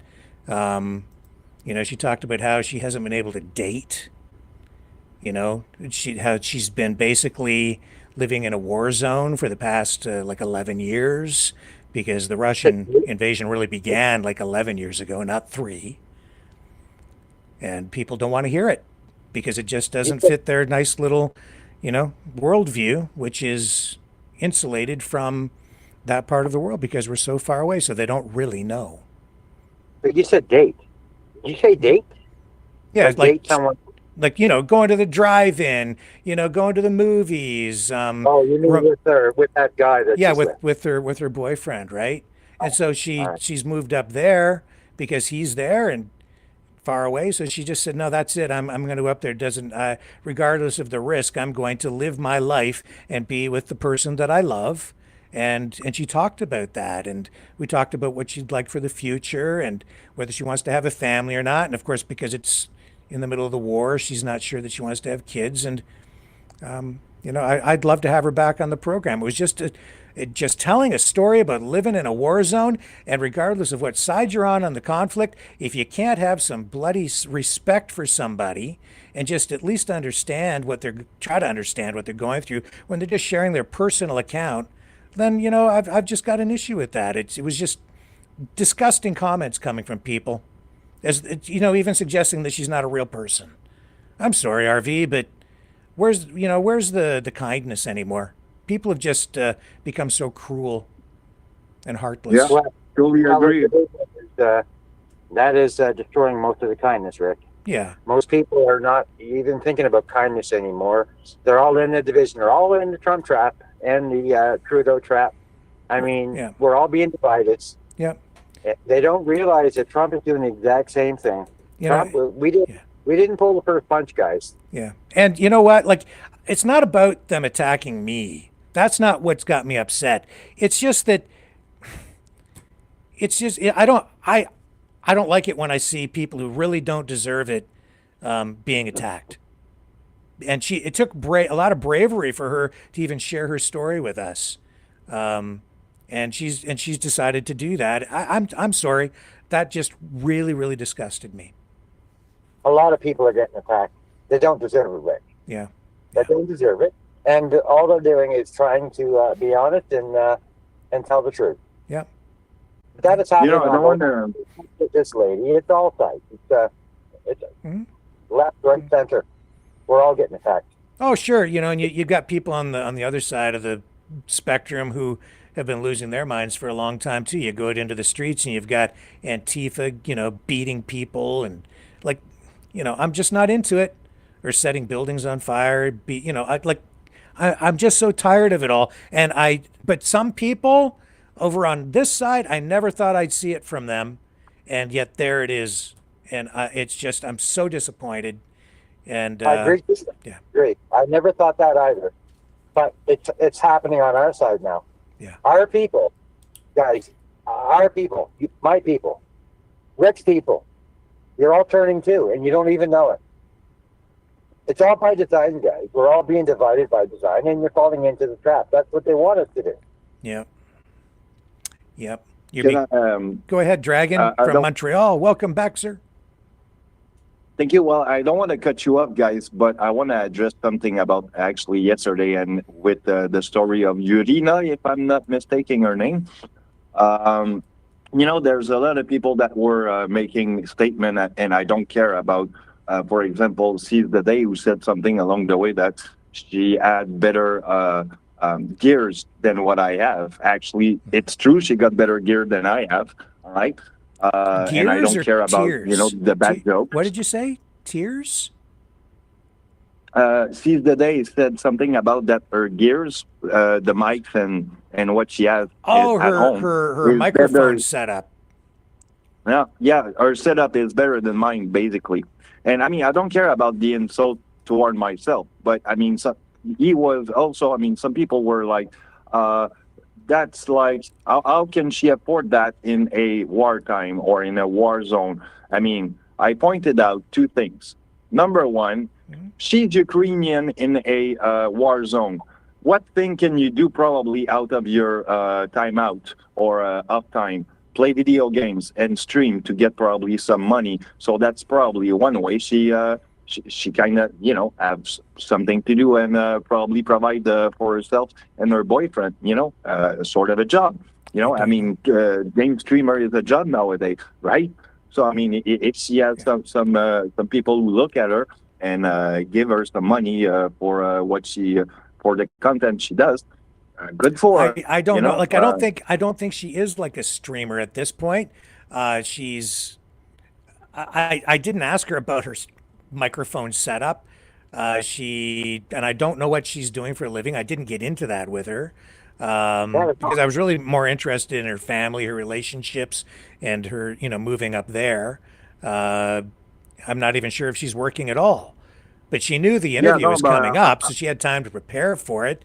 And just because you're in a war zone doesn't mean that people aren't living there. Like, I don't think people here realize that it isn't like a movie, right? Yeah. Like, there's still houses. People live in houses, right? They go to work. They try to live their lives in the midst of the war. Even when missiles are coming in, they're trying to live their lives. And in the middle of their work day, as they're at their job, they might have to just drop everything and go to a bomb shelter. She said that, I can't remember how far away the nearest bomb shelter was, but, she's got the app on her Apple Watch and they send it out digitally, right? And then they get the air raid alerts, not like the old days with the air raid sirens. Now it comes in on your wristwatch or your phone, and then you run off to the bomb shelter. So they're all trying to work and live, but what a tragic life, And she said that they've been at war since she was about 15 years old. She's 25 now. And so really for her whole all her teenage years, the years when she was, could be dating, and now she's at an age where maybe she might get married or maybe think about having a family. All of that is influenced by the war. She's never hey, you want to go out for pizza and a movie tonight? Can't do that. The poor thing, she's traumatized because she said something along the way that she won't have children in this world till things get better, right? Yeah, that's the word she used.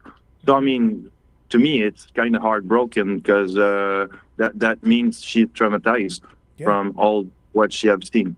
Yeah. Yeah. RV, you wanted to say something? Yeah. What I wanted to say, Rick, I can understand why people may think what they think. They had a really nice setup, a very fast internet connection, and a very nice camera. You don't get that if you're not like out for streaming, or you're on here for an agenda or something, whether it's streaming for something or whatever. She had a really nice setup, really nice mic, fast system. So that stuff ain't cheap. I know, because I'm running one too. And this stuff ain't cheap. So I can understand why people may think. Actually, it's not expensive at all. You can get a webcam for like $50, and you can get you can get a microphone that's a decent. I don't know what kind of mic she had, but it's you can get a microphone for like $75 or $100. So for $200, she could have her whole setup, whatever it is. And for all I know, she borrowed it. I don't know where it came from. But you know, if it makes people feel better, if we have her back on the program, then I'll ask her about her microphone setup.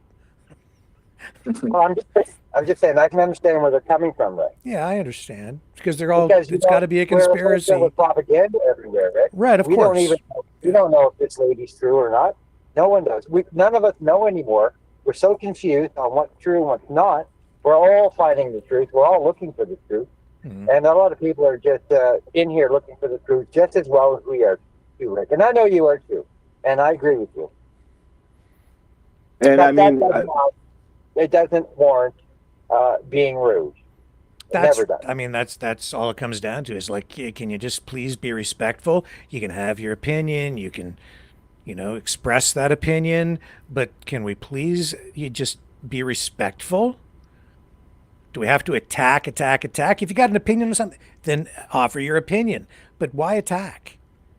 Especially a young woman who's just sharing her personal story. And maybe you don't agree with her, but even then, it's just have a little grace, And that also it's dangerous for her life, because if they find her, or if she said something that the Russian government doesn't want her to tell, or whatever, it could have a bad outcome for her. So please, guys, just think about what you're saying first, and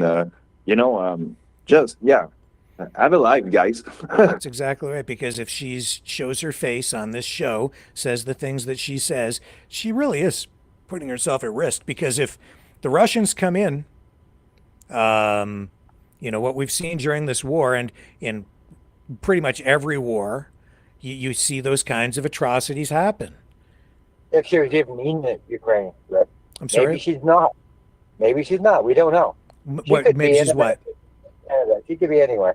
No, I was able to verify that she's actually in Ukraine. I don't engage in those kinds of things unless I'm pretty darn sure where I know the people are and whether they're legit. No. I'm just saying, everything is so fake nowadays, Rick. Oh, I get it. Yeah. Everything can be easily manipulated. But that's why I'm trying to be careful, and I am dedicated to telling the truth. And I'm seeing like here, I'm not taking money from a political party. I'm not taking money from the government. I'm not beholden to anyone politically or on any issues.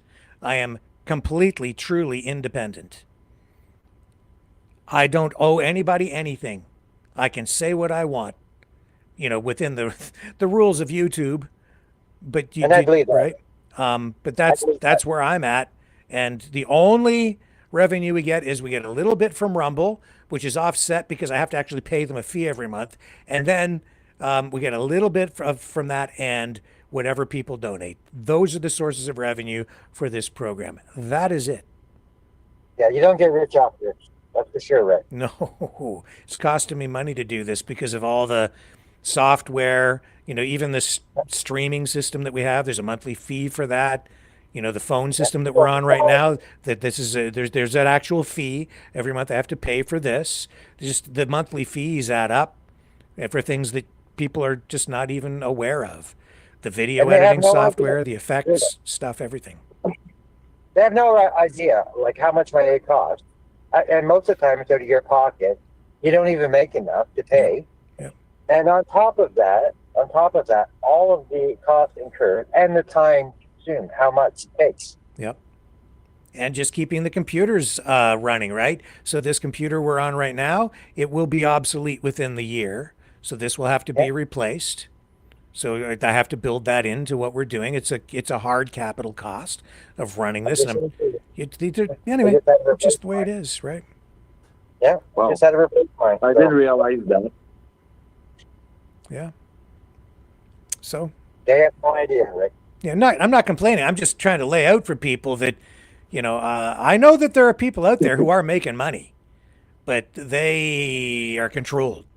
They're taking money, and you can kind of tell if you really watch them for a while. You can figure out who's on a payroll and who isn't. You can see the style. You check the narrative. You see what they're saying over time. You find the consistent talking points, and you can slowly begin to figure out which political party they're with, or which country even is influencing them. You can figure it out. It just takes a little time. Yeah, and back to getting off of that subject. Yeah. Let's get back to the real deal here, and that is Trump. I mean, people are, they're worshiping Trump like, oh, well, even though he's doing this, it's for our better good. It's like a child. It's like being a child and being scolded. Yeah. Yeah. Like, we're adults here. We're not children. We're not going to bend over and be scolded by Trump. We're all adults now. And, like him attacking our country like he is, and attacking, a lot of other countries too. Mm-hmm. I mean, he's ticking a lot of people off. And don't tell me this is not about war, because it is ending up to be war. And it's going to be. There's no other option for us. Yeah. For the rest of the world. Yeah. And if we sit back and do nothing, then just over time, it will make our auto industry unviable, and those factories are going to end up moving to the U.S.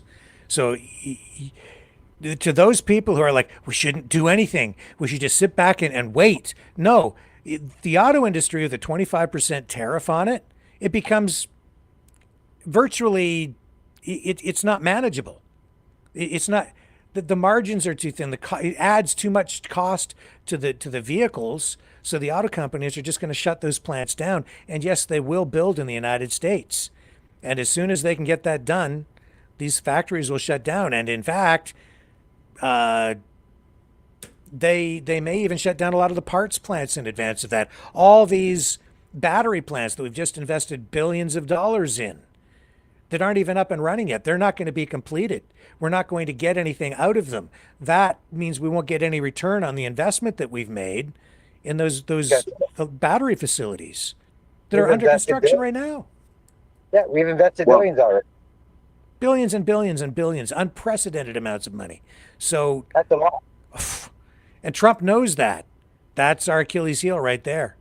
And we did it because of the United States, because Biden and his administration was pushing for the electrification of the industry. And we're like, okay, well, you're our biggest trading partner. We're in with you. And then China with their electric vehicles, the U.S. was worried about unfair competition from subsidized Chinese electric vehicles. So, massive tariffs on electric vehicles. And so Canada goes, okay, we're with you, United States. And we followed suit with that. And now what's happening? China's retaliating against us in the midst of this now global trade war set off by Trump.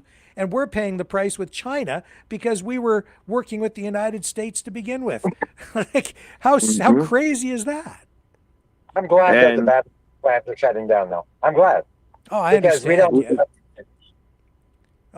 gotta. But you gotta think.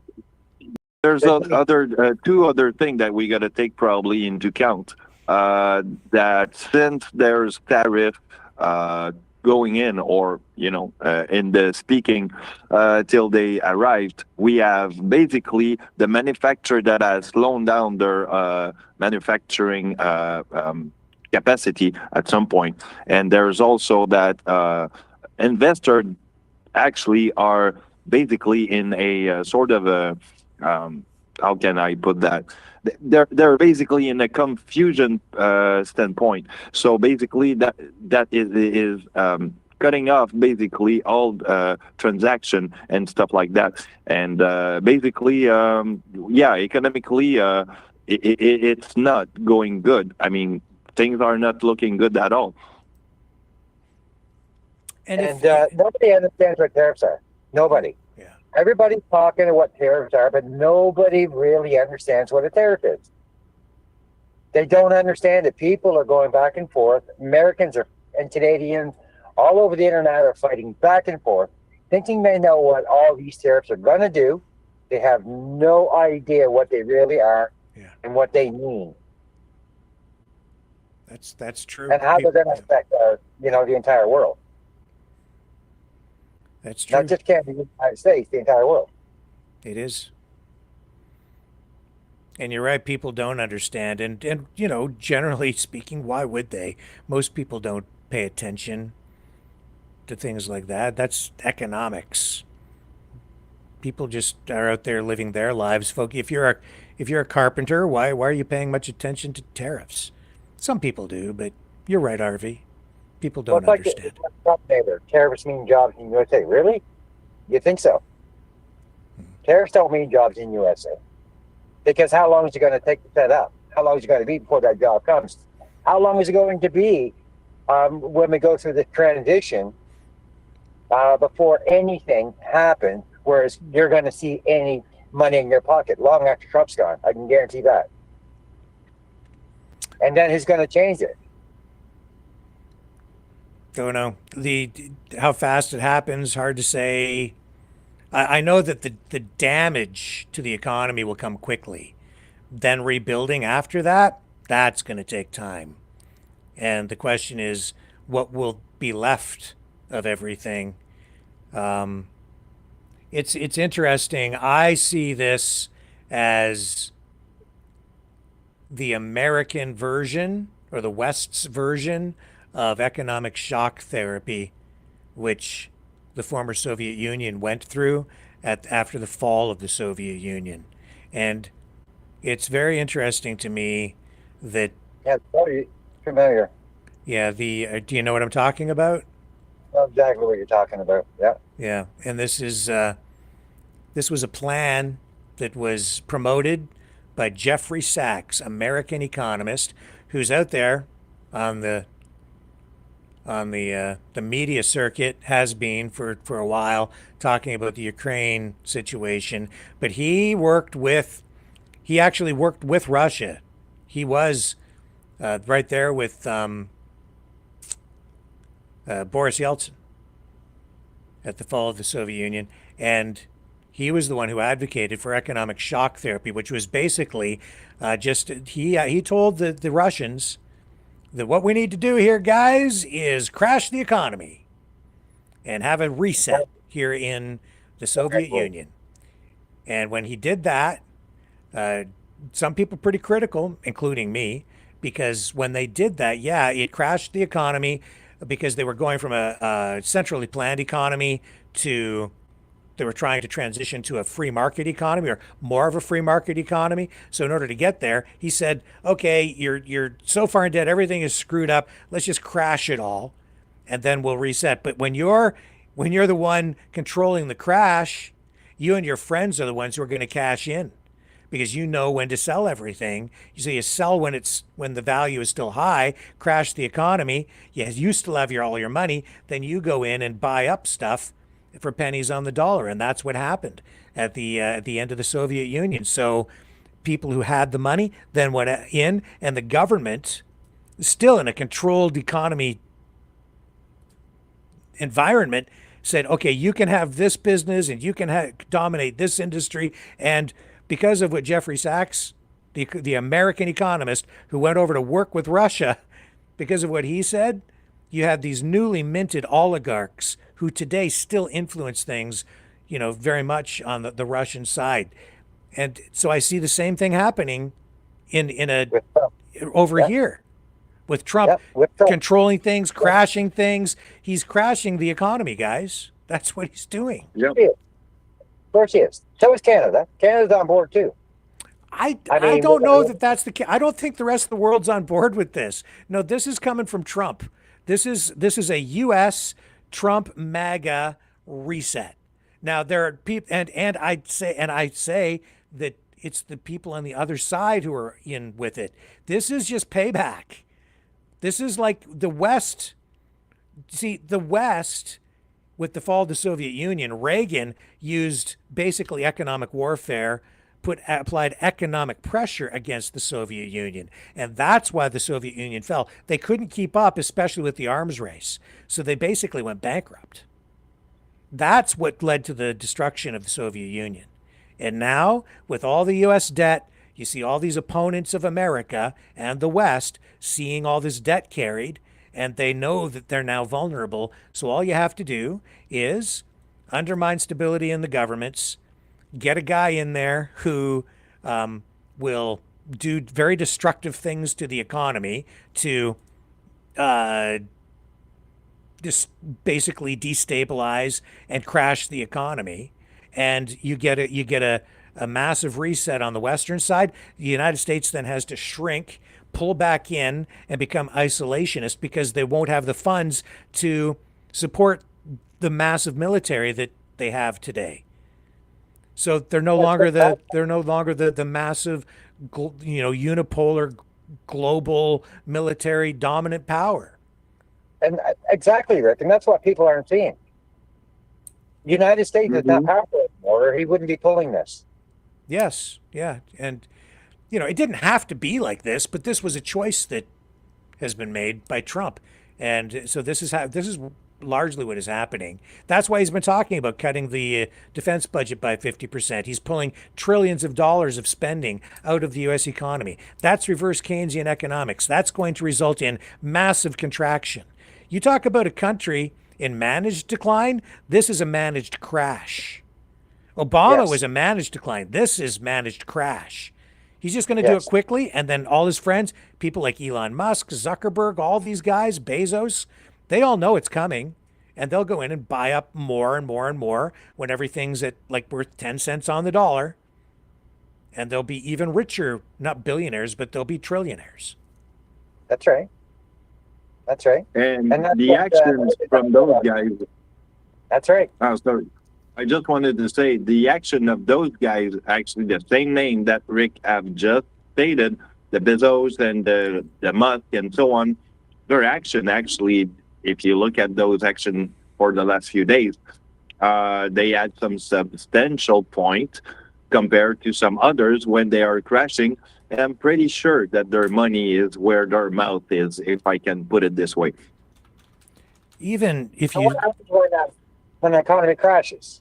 There's usually a war when the economy crashes. Mm-hmm. Yes. Yep.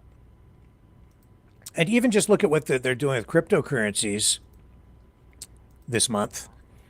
When Trump was running, Bitcoin was surging. It got up to about $105,000 US, I think was about at its peak. Oops, hang on. Let me bring you guys back up. So yeah, about 105,000 is where it was at. And today, I'll bring it up on this screen over here so everybody can see it while we still have you guys on the line. So there's today's price, 83,488. It was much lower than that. It was down around 76,000. And you're getting these big, huge fluctuations in the price of cryptocurrencies just because of what Trump is saying about it. Before the election, he's like, yes, we're going to do this, U.S., we're going to use it as a reserve currency, sort of like gold, but it'll be crypto. And the price went up, and then nothing happened. And then the price came down, and then he said something else, and then it went back up, and then it came back down. With those big swings, if you know what he's going to say in advance, I'm just saying, not accusing anybody of breaking the law or anything, but you with those big swings, just by flapping your gums, people are getting rich. Right. Buying and selling at just the right time. Buy low, sell high. Buy the dip. That's it. You combine Or that it with could be also like the inside trade, you know, when you sell before the good timing, knowing that this is going to be the right timing to cash in as much as you can. That's exactly right. And not only that, you combine now you have big investment companies and these currencies being traded on exchanges now as ETFs, and you get the whales in there with huge amounts of money like Musk, like he can swing the value of a cryptocurrency himself just by selling off a lot at once. It tanks the price. And as people watch him, like he can make money by selling. He sells off a big chunk. When he starts selling, the price is still high, and he sells. And as people watch what he's doing, and then the market starts to come down, more people start to sell, and then he stops selling, it crashes, and then he goes back in and buys it back up. And because he buys so much, it comes back up, and he makes money. Right. We need to stop looking at this as tunnel vision like most people are. You need to use your peripheral vision on this one. Okay? Yep. And that defeats the whole purpose of a decentralized digital currency, which was to avoid things like that. The other one's going to make the money, and they're using you as a sheep to make the money. Yep. Because we don't have the leverage. We're just little guys. Remember, guys, it's like the New York Sharks, right? Mm-hmm. Those look at how the sorry, I got something in my throat. They look at what's going on when the trades goes up and down, and when somebody like Musk do a big move, this is where you get basically like they see the move, right, and they react to the moves. And sometimes Musk or other guys like Bezos or whatever, they do move just to manipulate actually the move that the other guys will do. Oh, they see me doing that. That means that we're probably selling or buying, and they're gonna sell for free, kind of thing. So that's how they manipulate you, just by looking at the trade wallet, basically. Yeah, and Elon Musk, the guy who wants to make us all cyborgs. Yeah, no thanks. Yeah, I don't understand people these days. Everybody's so worried about living in a 15-minute city, and while they cheer for the guy who wants to implant a chip in your brain and hook you up to Bluetooth. Like, I don't get it. I know. And then he's like, this mRNA technology is fantastic. And everybody's like, yeah, we love Elon. Okay. Yeah, we just went through mRNA vaccines. Yeah. Here. So what is it with people, RV? What has happened? What's happened to people's minds? Like, how are they so easily? Like, what is it? I got the answer. Yeah. Well, basically, it's thought reform that our viewers are being fed into. Brainwashing, division, mass formation psychosis, cyber war. Yep. Well, it's cognitive bias. Cognitive bias, yeah. Mob mentality, which I witnessed in the chat with some people, last night and on many nights over the past while. Yeah, people don't realize that they're even engaging it in groupthink. I think it's so. It's strange times.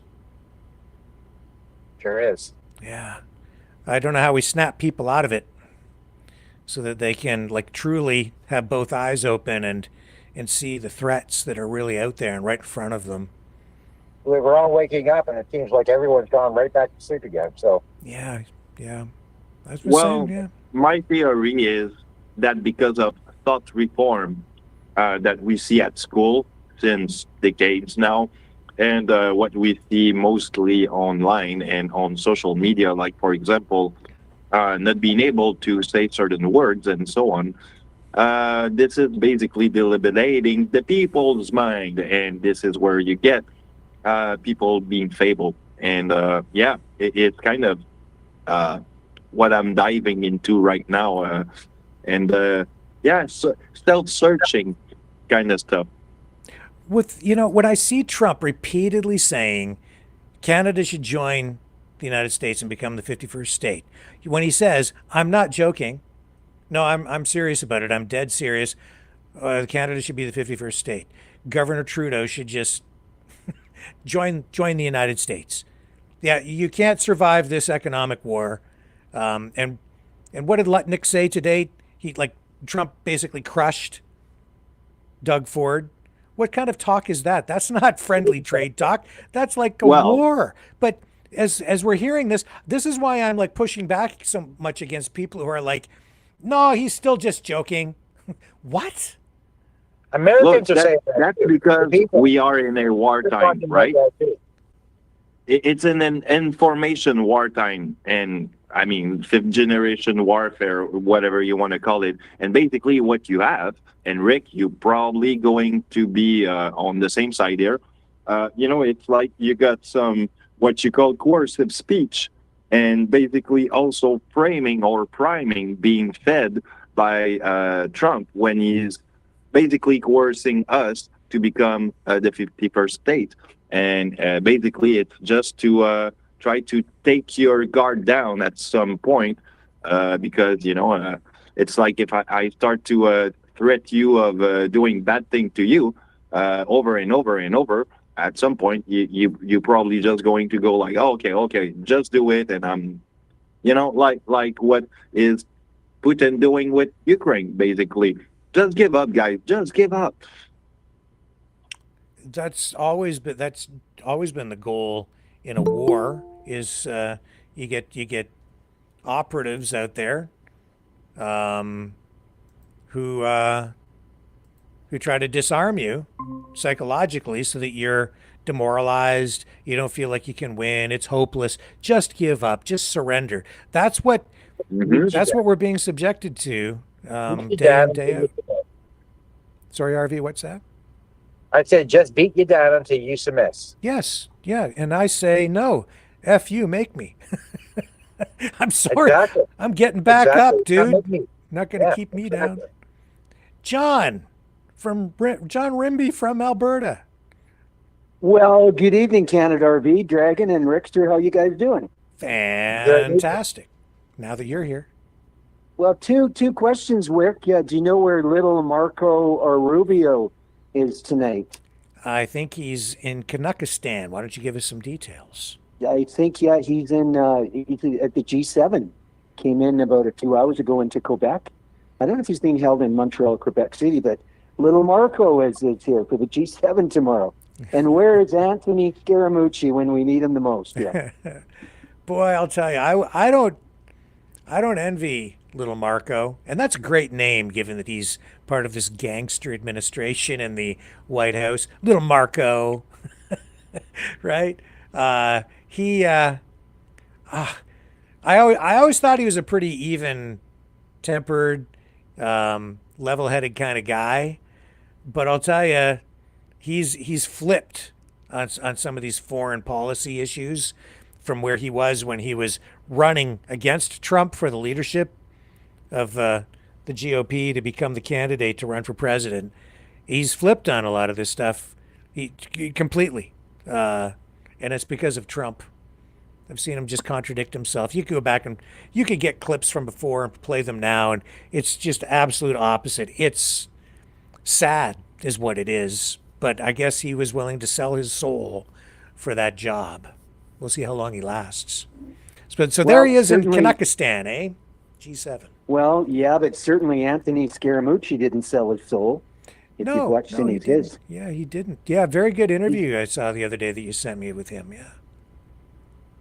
Do you want to tell people about that? Well, yeah, I sent you that interview, Anthony Scaramucci. He was at the first Trump administration.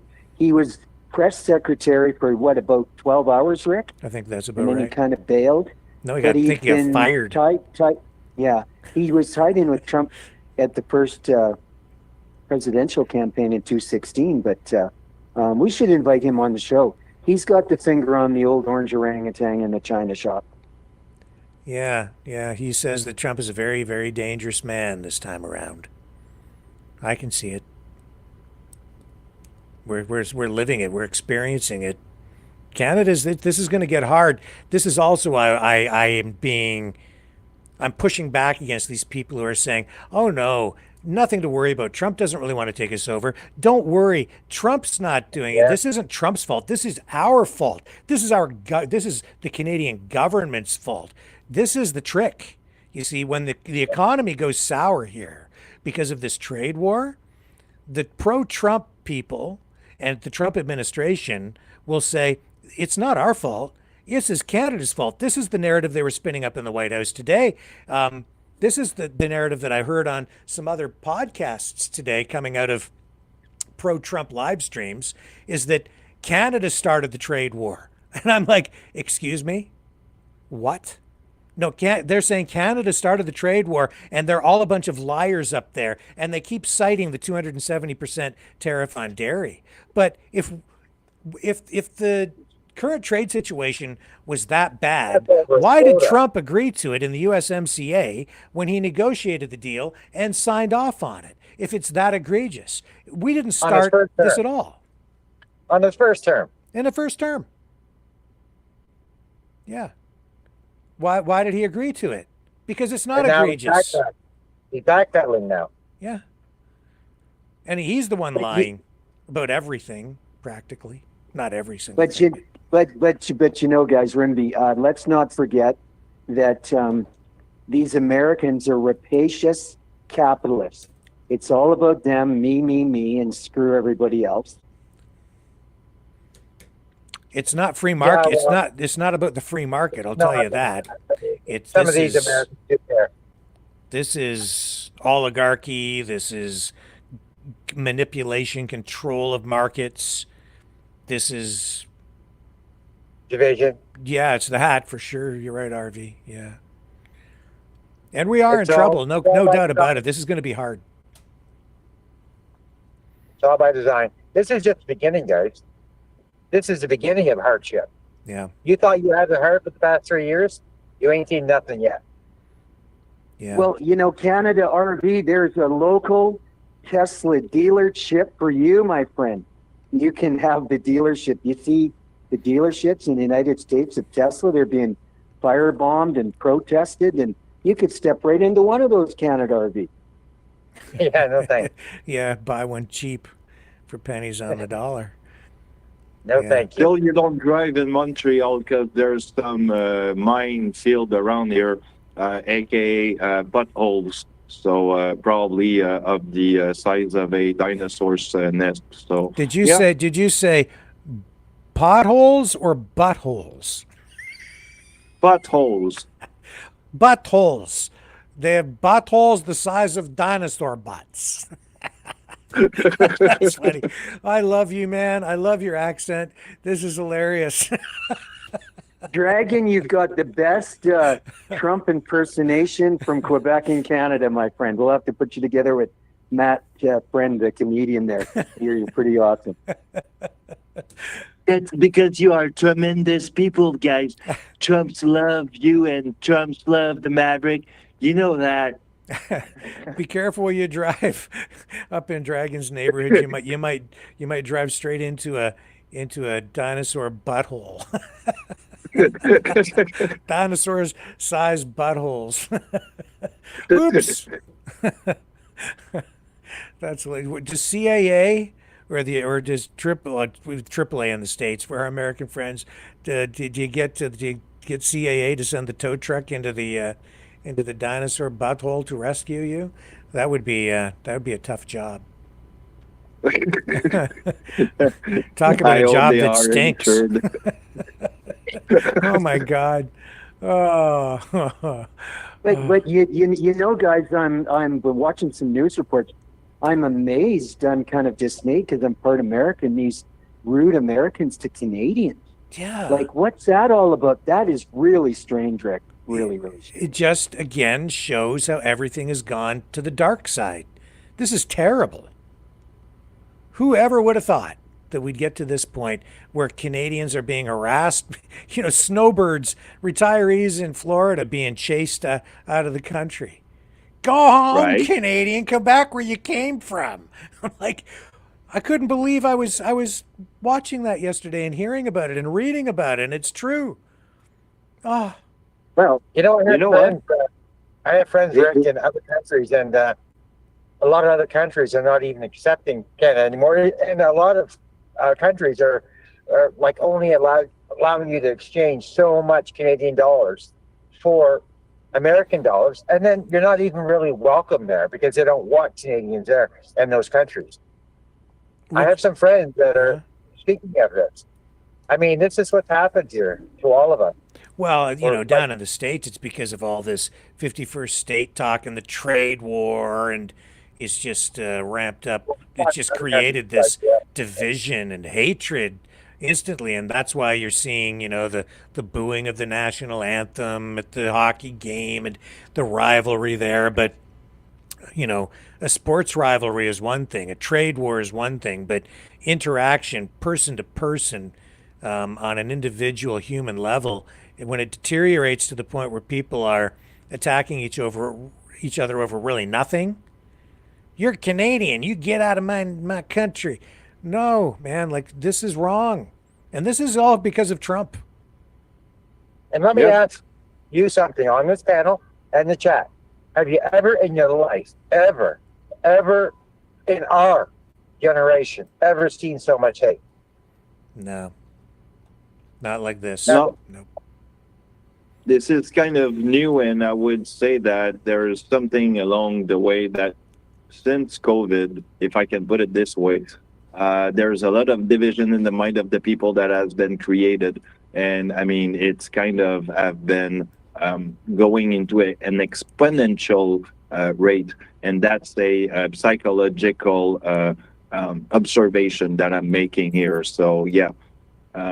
Lot of reflection that I'm doing lately, and I'm going to post something about that because I think it's going to open people some of your minds, I hope. Well, Rick, that Chuck Schumer, I think, they're probably going to vote down that financial bill to have new funding for the United States government. Did you see that on YouTube? They're right on the edge again. They've got a. I don't think Americans have any idea, with all due respect to my friends in the States. I mean, they're literally on the edge of bankruptcy. That's why Trump wants the treasure box in Canada and Greenland. Yeah, because he is taking a page, in my view, out of, World War II Germany, where, they financed secretly, sort of semi-secretly, the expansion, the rebuilding of their military in violation of, the post-war treaties and restrictions, with what they called MIFO bills. It was a creative way to finance things in the background, so that they could build up all their arms. And then over time, as Germany built up so much, such a big military, they had debt, and then they had to at some point start to pay that stuff back because they get capital, but the capital comes in from business people, from other people from other countries. You have to start to pay that stuff back, otherwise the economy collapses. So when you have invested all your capital into military hardware, what do you have to do when you invest in anything, any kind of capital expenditure? You have to put that to work somehow. And so there was an incentive there, a major incentive, to then use that military hardware in some way so that you could then extract the value back out of it to pay for the military hardware, which is why you quite often will get wars. As countries pay for their military, they have to pay off their debt to build the military. And the way to do that is to use the military to take over other countries and steal the wealth. So that's kind of what I think we're seeing happen here. That's Trump's mindset, since World War II, NATO was established as a collective peace and defensive organization to keep the peace. That was what it was set up to do. And that's largely what it did. And then through trade between the various NATO and Western countries, we got massive economic expansion. The United States was the dominant power in that, but it was the economic expansion that was really the weapon that we used, not the military so much, to attract other countries to join and participate and benefit from that unprecedented massive economic expansion globally. That's what has been the biggest threat to communism over many decades, because they couldn't compete with that. And that's why so many countries have wanted to join the EU, come on side and join with the United States and join NATO to be under that protective umbrella and enjoy that economic prosperity. To have, like Poland, 5 times higher standard of living, 5 times higher income level per capita than you get in Ukraine. That's why Ukrainians, when they had their massive financial crisis and the country was going bankrupt, they didn't want to continue to integrate back with the Soviet or with Russia. They wanted to join the EU, so they would have a greater prosperity and a better future for their families. Russia's been opposed to that, you see. So, but now with the contraction, with the contraction of everything, Trump is, I think, looking at this and saying, well, it's time for us to pull back, and we don't want to be involved internationally. But if you do that, everything has to crash. And then the United States is no longer dominant militarily or economically. It becomes very isolated, and it creates a power vacuum. It's going to destabilize the whole world. This is reshaping everything. And if you do that, how are you going to pay for that military that has been global in scope, but now you don't have an economy anymore that is global in scope because you've made the choice to bend the knee, submit, give up, right? We're not going to commit to any more, economic prosperity or economic expansion. So we give up. And this is what we're getting. We're going to get a crash. Following me? The USA dollar. RV, go ahead. Go ahead. USA dollar is already crashing. It's not the world dominancy anymore. It's losing its power, especially with the BRICS. And USA is trying to hold on. Trump, everyone is trying to hold on to the USA dollar being the world currency, where it's in very big risk, huge risk of not being that currency anymore. And Trump thinks what he's doing, he's going to hold on to that power with the dollar being the world currency. Whereas BRICS, so many people are switching over to BRICS. So a lot of people want to leave the G7, including, I think, Trump. And good luck with that. You know what? The US dollar, as far as I'm concerned, Rick, has already fallen. And they're just not telling everyone it's fallen. And Trump is pulling all of these stunts to try and pull in as much money as he can to try and save that US dollar, to bring that power back to him. And I don't think it's going to happen. Yeah, I don't think the Trump approach is going to work. I don't think so either. But I think we can agree, US dollar is not the it's in risk of not being the world currency anymore. It is. We are at risk. Yeah. We are at risk of and that. This is where I think, at a certain extent, me and Rick, sometime when we speak about the subject, we do agree at a certain extent that what is coming soon, or if you look at the map that is kind of drawing before our eyes, kind of look like the one that Orwell did picture when he wrote 1984. So it's kind of weird. Yeah, so Marco Rubio, yeah. Sorry, go ahead, RV. Well, Rick, Rimby, Steve Bannon laid this out with his interview with Scott Lilly about a month ago from the Toronto Star, of what Trump is up to. And so is Anthony Scaramucci. These guys know Trump better than anybody. Mm-hmm. Yeah, so just to clarify, too, for our viewers that, Marco Rubio is in Canada. He is in Charlevoix, Quebec. And this is for a meeting for G7 related talks, but it's distinct from the G7 Leaders Summit, which is going to be held in June in Alberta. So these are two different things.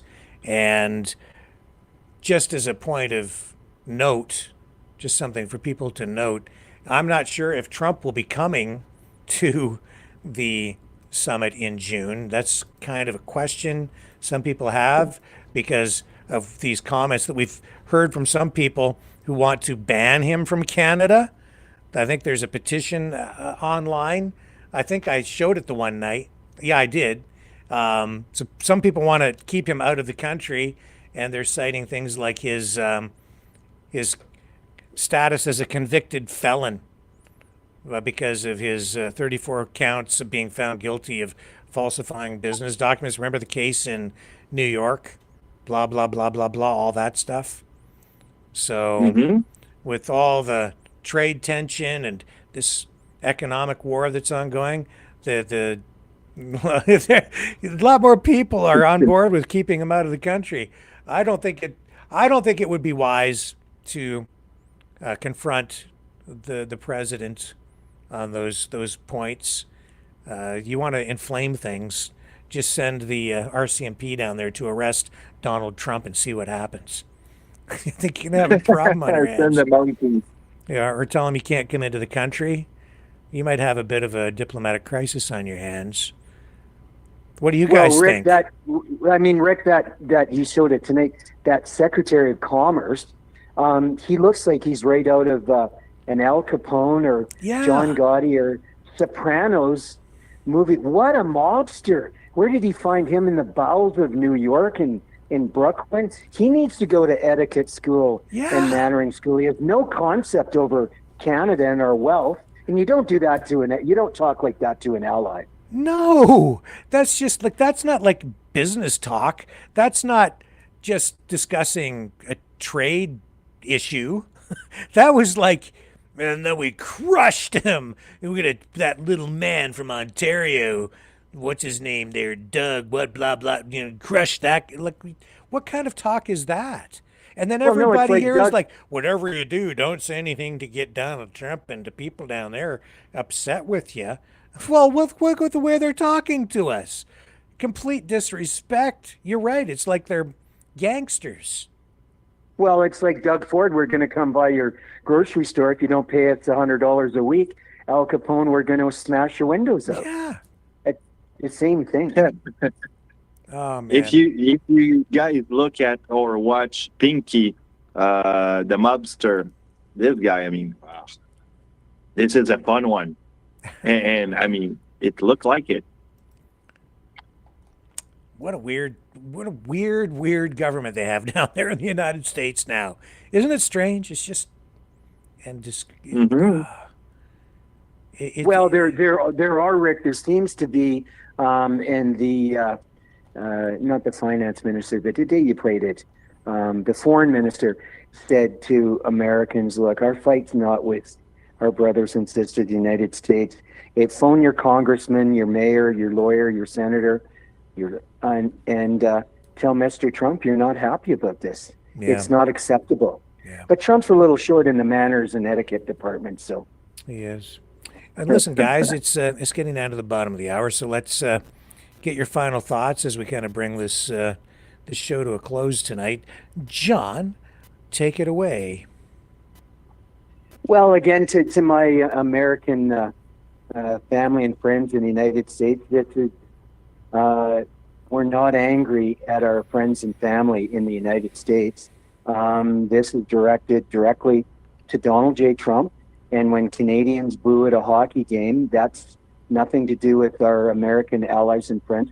That's a direct message to Mr. Trump in a peaceful way. And the Maverick News family, we've always been about peace and love around the world, whether it's Gaza, Israel, Ukraine, Russia.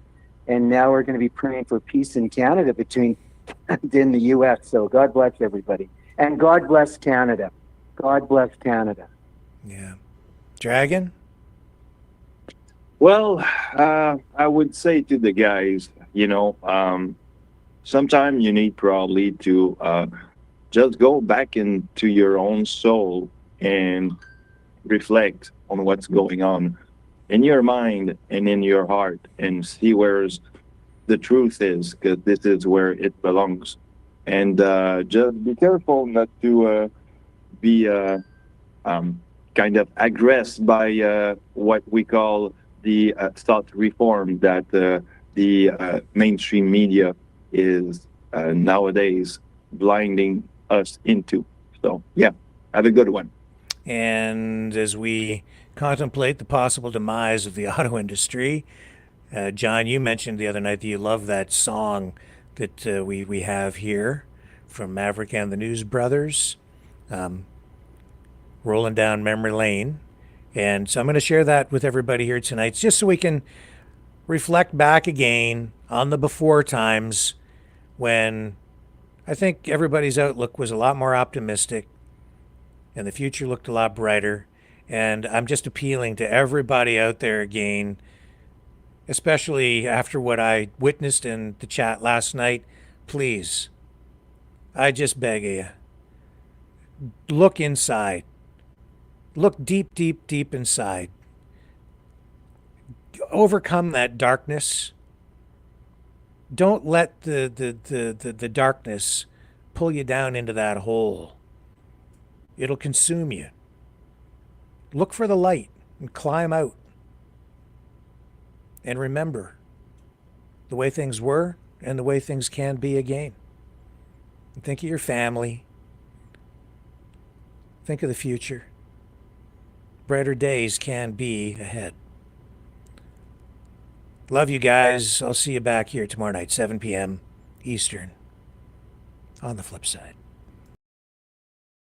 He started with nothing, just metal and a dream. Wrenches in his hand, a vision so pristine. Day after day, he'd work till the stars shine, building a machine, one of a kind. Grease on his fingers, fire in his eyes. He'd smile at that engine like it was alive. He'd say, son, one day this will be yours. But I never knew how much it meant until he closed those doors. Now I'm rolling down memory lane behind the wheel of that old Mustang. Every shift, every turn I feel him near. The sound of that engine, it's my dad I hear. Built with pride with his hands and his heart. Every drive brings me back to the start. In this dream car, he's never too far. I remember my dad every time I start. He taught me to drive, not just on the road, but through life's twists and turns and heavy loads. Now when I hit the gas and the tires start to sing, it's like he's riding shotgun with the wind under our wings. He's there in the chrome, in the roar of the gears, his laughter in the echoes, his wisdom through the years. This car ain't just metal, it's a piece of his soul. And every mile I ride, I feel it whole. Now I'm rolling down memory lane behind the wheel of that old Mustang. Every shift, every turn, I feel him near. The sound of that engine, it's my dad I hear. Built with pride with his hands and his heart. Every drive brings me back to the start. In this dream car, he's never too far. I remember my dad every time I start.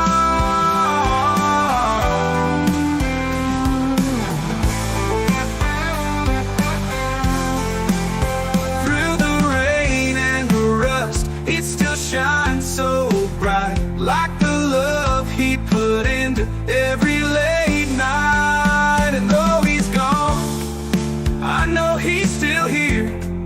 every curve of this car, I see him clear.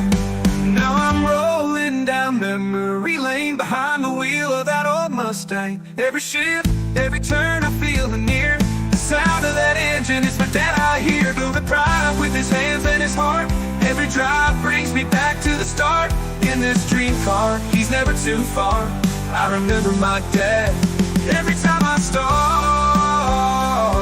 Yeah, yeah, I remember my dad every time I start.